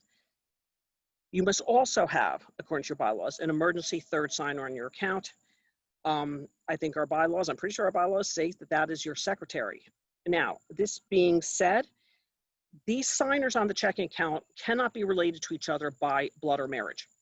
So if you have a president and treasurer that are related, either sisters or they're husband and wife, or they're wife and wife, or husband and husband, and they're married, they cannot both be signers. So in that case, you would have to stipulate somebody else on your checking account to be a signer. So although your bylaws says president, treasurer, recording secretary, if any of those people are related to each other, no, they cannot be on signers at the same time. So you'd have to stipulate somebody else. Another steadfast rule that should be adhered to is to never sign a blank check. Okay, blank checks signed can be written for any amount. So yeah, that's a big no-no. Again, when receiving cash, do not take the responsibility of accounting it alone. I can't say that one enough. Okay, let's go on to our next slide here.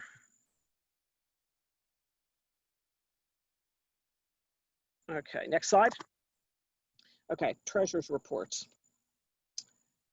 Okay, there are samples of treasurer's reports on the Resources Hub that's been mentioned here also in this training this morning. But let me just say that your treasurer reports must and should run from meeting date to meeting date, and they have to capture all of the financial transactions that occur between those 2 dates. You should have all of your books at every meeting in case there are questions. I mentioned that before. How to present your treasurer's report. You can send the report out via email prior to the meeting. You can project it on a screen, or you can print out copies and distribute them. Any of those, or you can read it.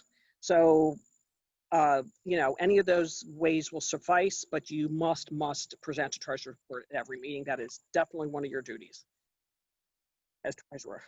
Next slide, please. Oh, here's a sample treasurer's report here. Go on to the next slide.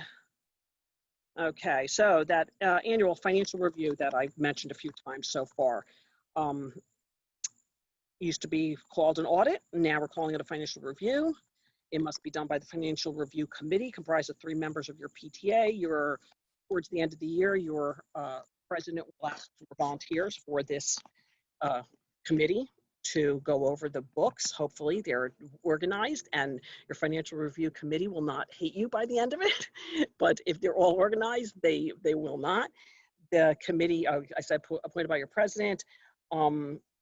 Also important, the financial review committee members cannot be signers on the account during the period which is being audited.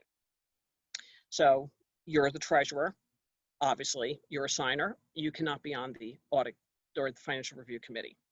The incoming treasurer, though, who is not the signer currently on those books that are being audited, they can definitely be on the Financial Review Committee.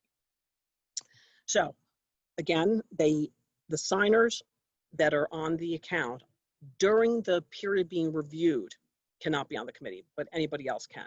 And I would encourage people from your, not only amongst your officers, but definitely from your board to be on that committee so that they can have a better understanding of what's going on with the money, and also hopefully will get involved enough to maybe one day want to take on an officer role, or definitely the treasurer role. That's usually one of the scarier jobs people don't want to take on. So thank you to all your treasurers out there who have actually been brave enough to take it on. The financial review form is available to be downloaded from the Jersey PTA Resources Hub. They're self-explanatory, the form is, and tells you everything you need to provide to the Financial Review Committee. Remember, all of your PTA's money must be accounted for in the audit. You must include all information from all your bank accounts. I know there are quite a few PTAs out there who have multiple bank accounts, not only for gaming, but just other like savings accounts that they have. All of your money has to be reported on that audit. And please remember that the audit is something that the IRS, or the financial review is something the IRS requires us as New Jersey PTA, as your parent, your mother organization. They require us to get that audit from our local PTAs. A long time ago, the IRS granted New Jersey PTA the ability to make up as many satellite PTAs as she wanted. And one of the stipulation as being your parent organization, your mother organization, is that the IRS said, yeah, you can create as many baby PTAs as you want, but you must sort of oversee their financial matters. In other words, you must at least get a financial review or audit from them every year. So this is not a piece of paper or paperwork that New Jersey PTA necessarily just wants to harass you for just, fun. It is our due diligence to the IRS for the ability to create PTAs in the state of New Jersey. So anyway, yeah, super important that you do this, and we will harass you for you submit it, because again, it's something that we have to do by law. Next slide. Okay, so I've mentioned the IRS 990 filing many times in this presentation. How do you know which 990 form you use? Okay, so the IRS has 4 different 990s. There is another one that most likely we know PTAs here make enough money to submit. So the 3 ones that are used in New Jersey are the 990N, the 990EZ, and the 990. So the 990N is used if you gross, in other words, all the money you bring in, add it up, that's your gross, $50,000 or less, you can do the simple 990N. It's an easy online filing. They ask you if you register, you create a username, you register, you answer a few questions, and you're done with it literally within minutes. You download your confirmation and you're done. If you gross between 50 grand and 200,000, then you file the 990EZ along with the corresponding Schedules A and Schedule O. Also, if you bring in more than $50,000 gross in gaming income, you also have to file Schedule G.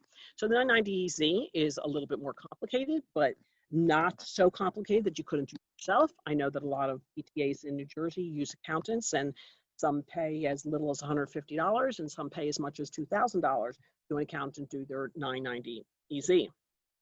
I have created line-by-line instructions for doing this filing. If you want to take a shot at doing it yourself, I would be happy to help people try to do it themselves if they want to save that accountant's fee. But if you feel more comfortable going with an accountant, then do that.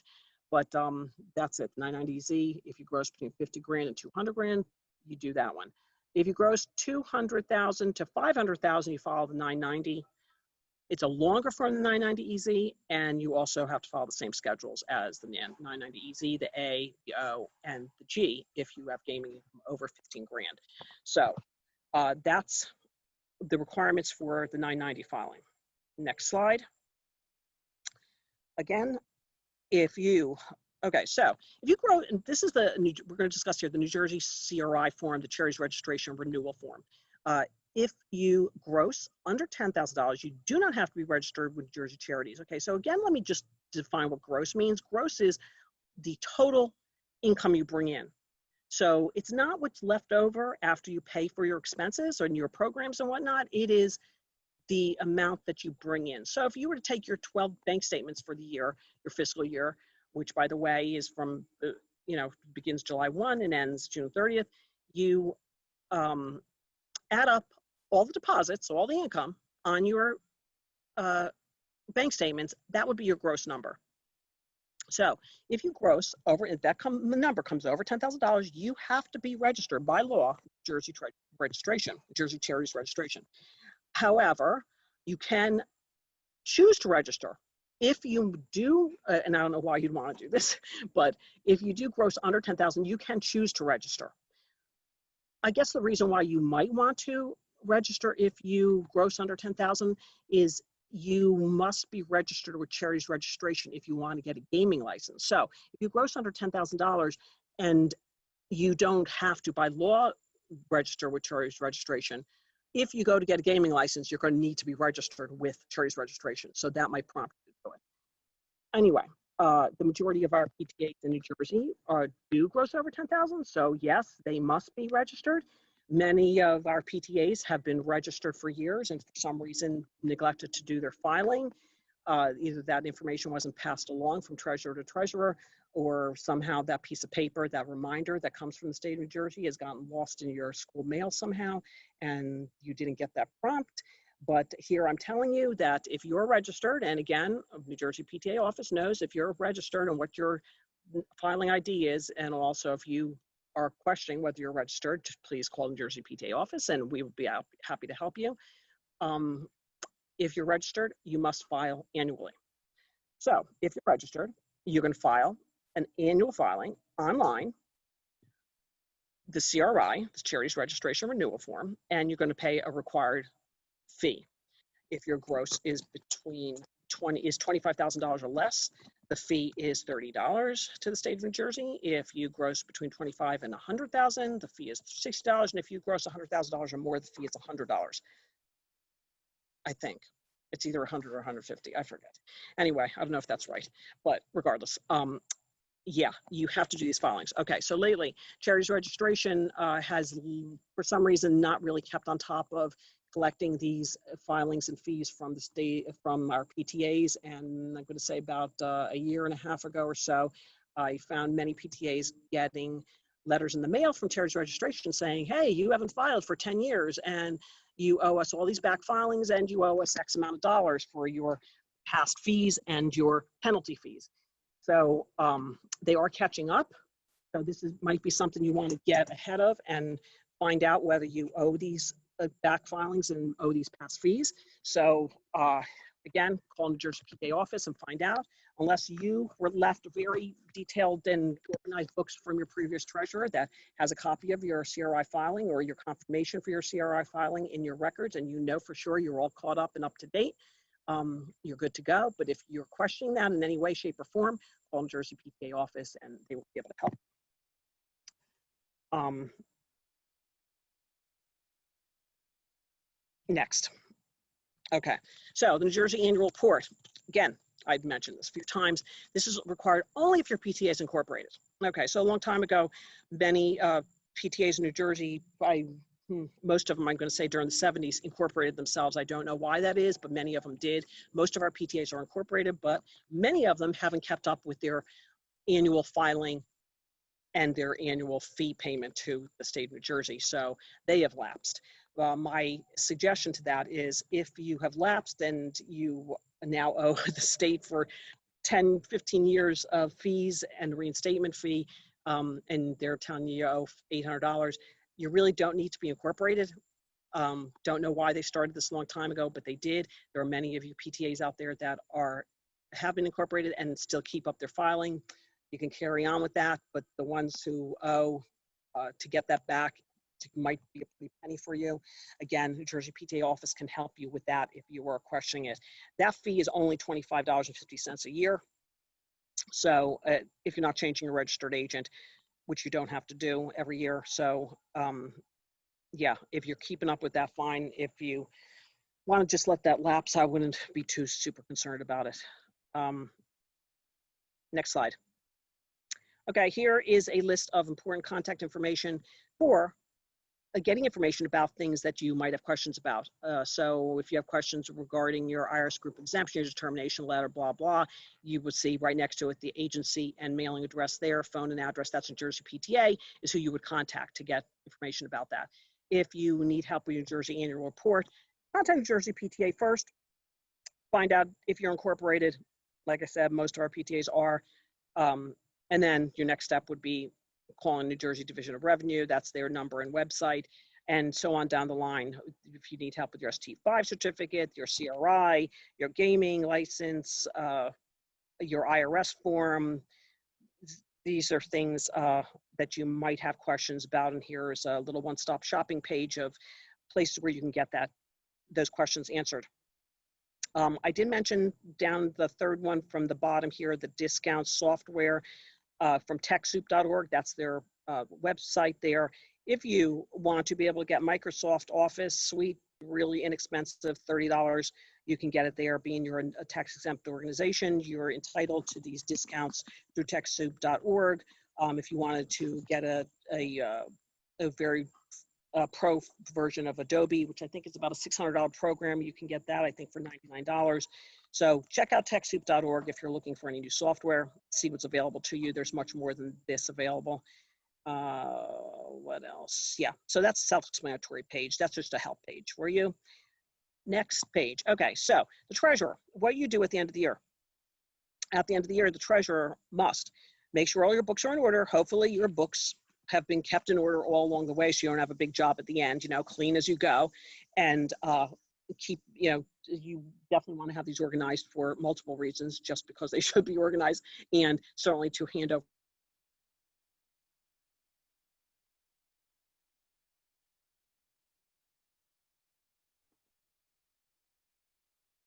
I think we may have lost Stephanie.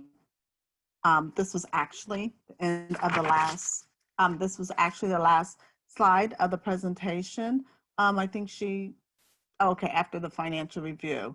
So we want to make sure that the IRS retention time is 7 years.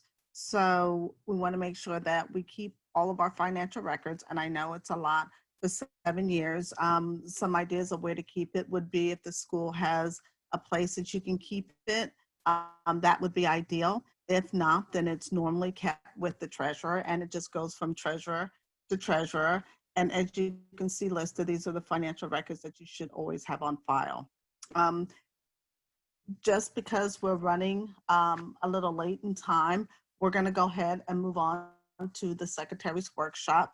I know that there were a lot of questions regarding the treasurer's workshop, and thank you, Rob and Rose. We did answer most of the questions in the question and answer box. If you would like to know what questions were asked and what the answer is, if you click on the question and answer box and go to the second tab that says answered, you'll be able to find the questions and the answers there.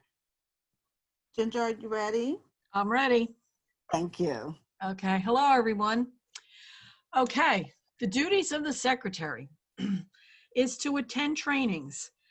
They may be the New Jersey PTA, excuse me, trainings, the county council trainings, or you can also take e-learning courses that are on National PTA's website. Keep accurate and concise records of the proceedings of your PTA.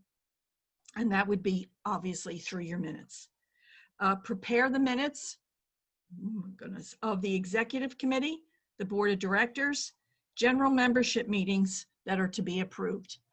Now, when you send those out before your following meeting, you can put on top the word draft until they're approved.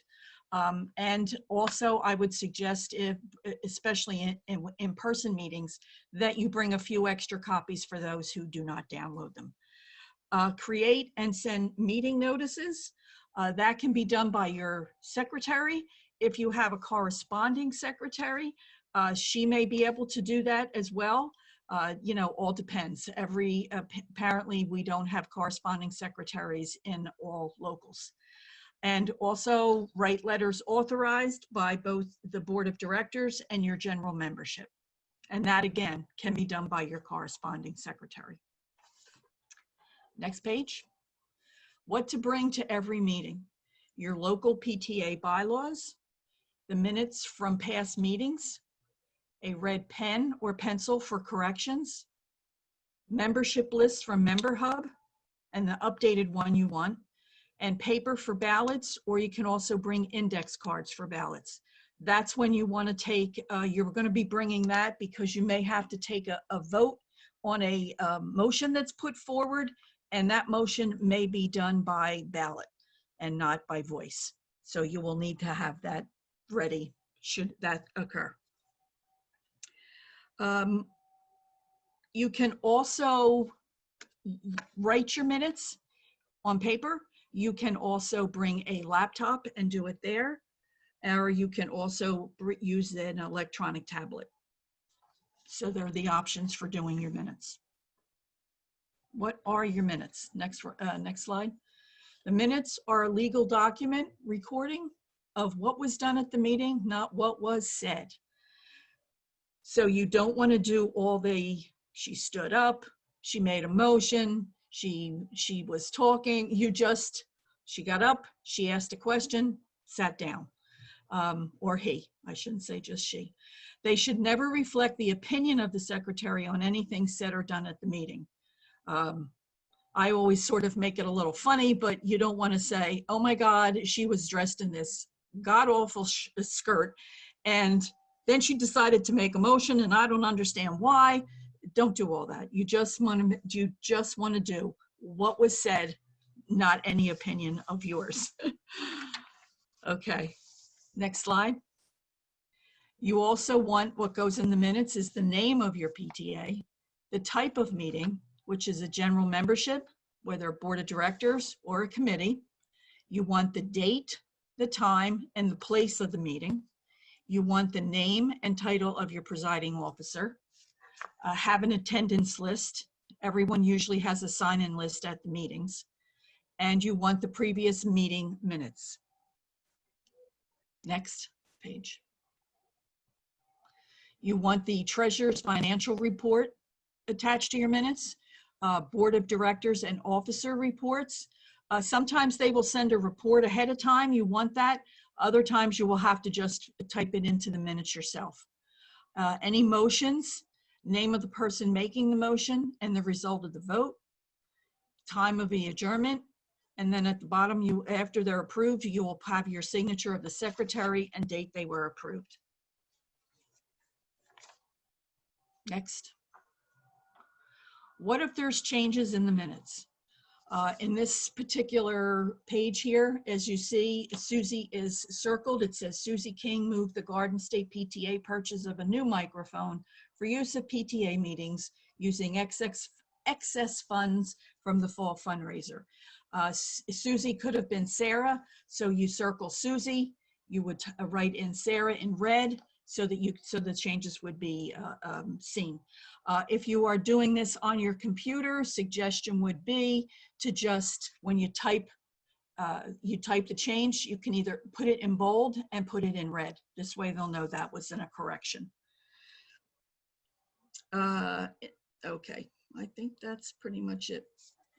Record what is done again, not what is said. Proposal are offered in the form of a motion that the group do something. And a motion begins with I move that, and then the proposal. And when you hear I move that, it's the secretary's cue to take down the next statement. Next. Here is an example of a motion form. And as you can see on the slip, you fill out what your PTA is, the date, and the person writes down exactly what it is they want. They have their name, there's a signature, and of course the secretary will post whether it's motion 1, 2, or the first, second, or third motion made for the meeting that night, and if it's seconded, and what the outcome is. One of the things I kind of do suggest is that you get that person to write the motion. You can do it yourself, especially if it's very easy. But if it's something that you know is going to be questioned at another meeting, or even if it's a contentious issue that's going on at your PTA, make sure that person writes down what it is they want in that motion, so that the next meeting when you're to approve them, there is no question as to what was said at the particular meeting. Next slide. Motion examples. James Olson says, Madam President, because of our third floor meeting room is not accessible to disabled members, I move that all meetings be held in 141. And the secretary's notes would say, it was moved by James Olson that all meetings be held in room 141. The motion was adopted, or if it was defeated, and then you attach the original motion to your notes. Next slide. Committee reports. They can be written or presented orally. If they're written, if you can get your committee chairs to send you a report ahead of time, it certainly makes your life easier, not necessarily theirs, but they're probably going to have it typed or written anyway, so it'd be nice if they could get it to you ahead of time. It can be for information only or with a recommendation on which the body takes action, and committees not need report if they have nothing new. Next. Reminders, record all counted votes, both for and against. You want to record the name of your committee appointments and the nominees. Do not record a debate, do not record the discussion, and do not record personal opinions. Your minutes are also permanent records of your PTA and must be kept, as we have in red, forever. Obviously, hopefully there's a place in the school for you to keep your records. You can also put your records, I would say keep a hard or a copy if you can, but you can put them on a disk. You can put them on a flash drive, which does save a little bit of room in the sense of keeping them forever. And records to keep. You want to keep in your binder the legal records of your charter, your bylaws, your standing rules, which you've heard many times you should really have. It just makes life easy, and all your minutes. You want to have in there your previous minutes for that year. You want to keep all your agendas. You want to keep a list of officers, chairmen, and the different committees you have. You want to keep current reports, especially if they're given to you by the committee chairs, and your officer reports as well. And of course, your financial reports. Your treasurer should always give you a copy of your report, and then you keep it in your binder. Next. That might even be it. That is it. If you have any questions, I'm online. You can call me or email me anytime. And like I said, if you have a corresponding secretary, one thing that was brought up at one of the previous trainings was if the secretary can't make a meeting, then your corresponding secretary will usually fill in for you, and then you coordinate with her the minutes that she took and you get them typed up. And that should be it. Thank you all very much. Thank you, Ginger. And now we do have Stephanie back online. So Stephanie is going to wrap this up with the bylaws and standing rules workshop. Stephanie?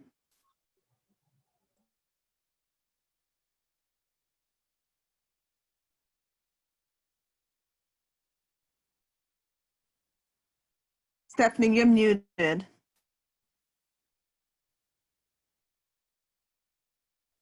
Okay, sorry about, yeah, now I'm really back. Okay, so the bylaws, we've heard the mission statement many times. Let's just skip to, because we told you guys we'd be leaving by 11:30 this morning, but we've run over as per usual. So what are bylaws? Bylaws are legal documents that the IRS requires not only of PTAs, but nonprofit organizations all across the country. This is something you have to have according to law. They are the basic broad views of your PTA. They provide an overview of the operation of your PTA. Next slide. So what are the purposes of bylaws? If you read through your bylaws, which you absolutely should at least once, they define the basic objectives and principles of the PTA. They define your relationship with New Jersey PTA and National PTA. They broadly overview the nomination and election procedures that your PTA must follow. They state your officers that your PTA elects, their term of office, and they give a broad overview of their duties. They outline the types of meetings your PTA must have. They outline the important documents to the IRS, the state of New Jersey, and New Jersey PTA that your PTA must fulfill. Next slide. Definitely bylaws. Like I said before, read them. Strictly follow. They should be strictly followed. They should not and cannot be ignored. They definitely, you should know your bylaws, because the minute you don't know what your bylaws say, there will be somebody in your PTA who points out the stuff that you're doing wrong because you're not following your bylaws. I've seen it time and time again. Know your bylaws and follow your bylaws. Next slide. Okay, so how are your bylaws adopted? At least 6 months prior to the expiration of your bylaws, New Jersey PTA office will send you a reminder and the bylaws packet, stepping you through all the things you need to do to update your bylaws, to review your bylaws, and to adopt your bylaws. Your PTA president should appoint a 3 to 5 member bylaws committee to go through them, to overlook them, see if there's things you want to change. The bylaws committee will review your current bylaws and either keep them the same or recommend changes to your board. Those changes must be brought to your general membership. At least 25 days before your general membership meeting, you should have to apprise your general membership of what you're intending to change. And then at that general membership meeting, you're going to vote to adopt them. The bylaws packet will definitely step you through in more detail all the things that need to be done. My slide keeps going away. Okay, next slide. So the bylaws, most bylaw items in your bylaws are pretty much written in stone. In other words, they are language that you can't change. They coincide with New Jersey PTA bylaws and national PTA's bylaws. Here's what can be changed and what can be decided on by you and your general membership. The number of vice presidents your PTA elects, whether you have one secretary or two, whether you have just the recording secretary or a recording secretary and a corresponding secretary, your PTA's officers' terms of office, either a 1-year term or a 2-year term, how many members constitutes a quorum, the membership dues you charge your members. Okay, a quorum, by the way, is the number of people, the number of your PTA members that you must have there to decide on any kind of business for your PTA. So quorum is very important and it is stated in your bylaws. Next slide. Okay, so how can you amend your bylaws? Say you're in the middle of your term of your bylaws review. You reviewed your bylaws in 2019 and you had them adopted by your general membership, but now here it is 2020 and you want to change something mid-term before your expiration date of your bylaws. So you can easily amend them by just submitting a form to New Jersey PTA online on New Jersey. The form is available on New Jersey PTA website, also available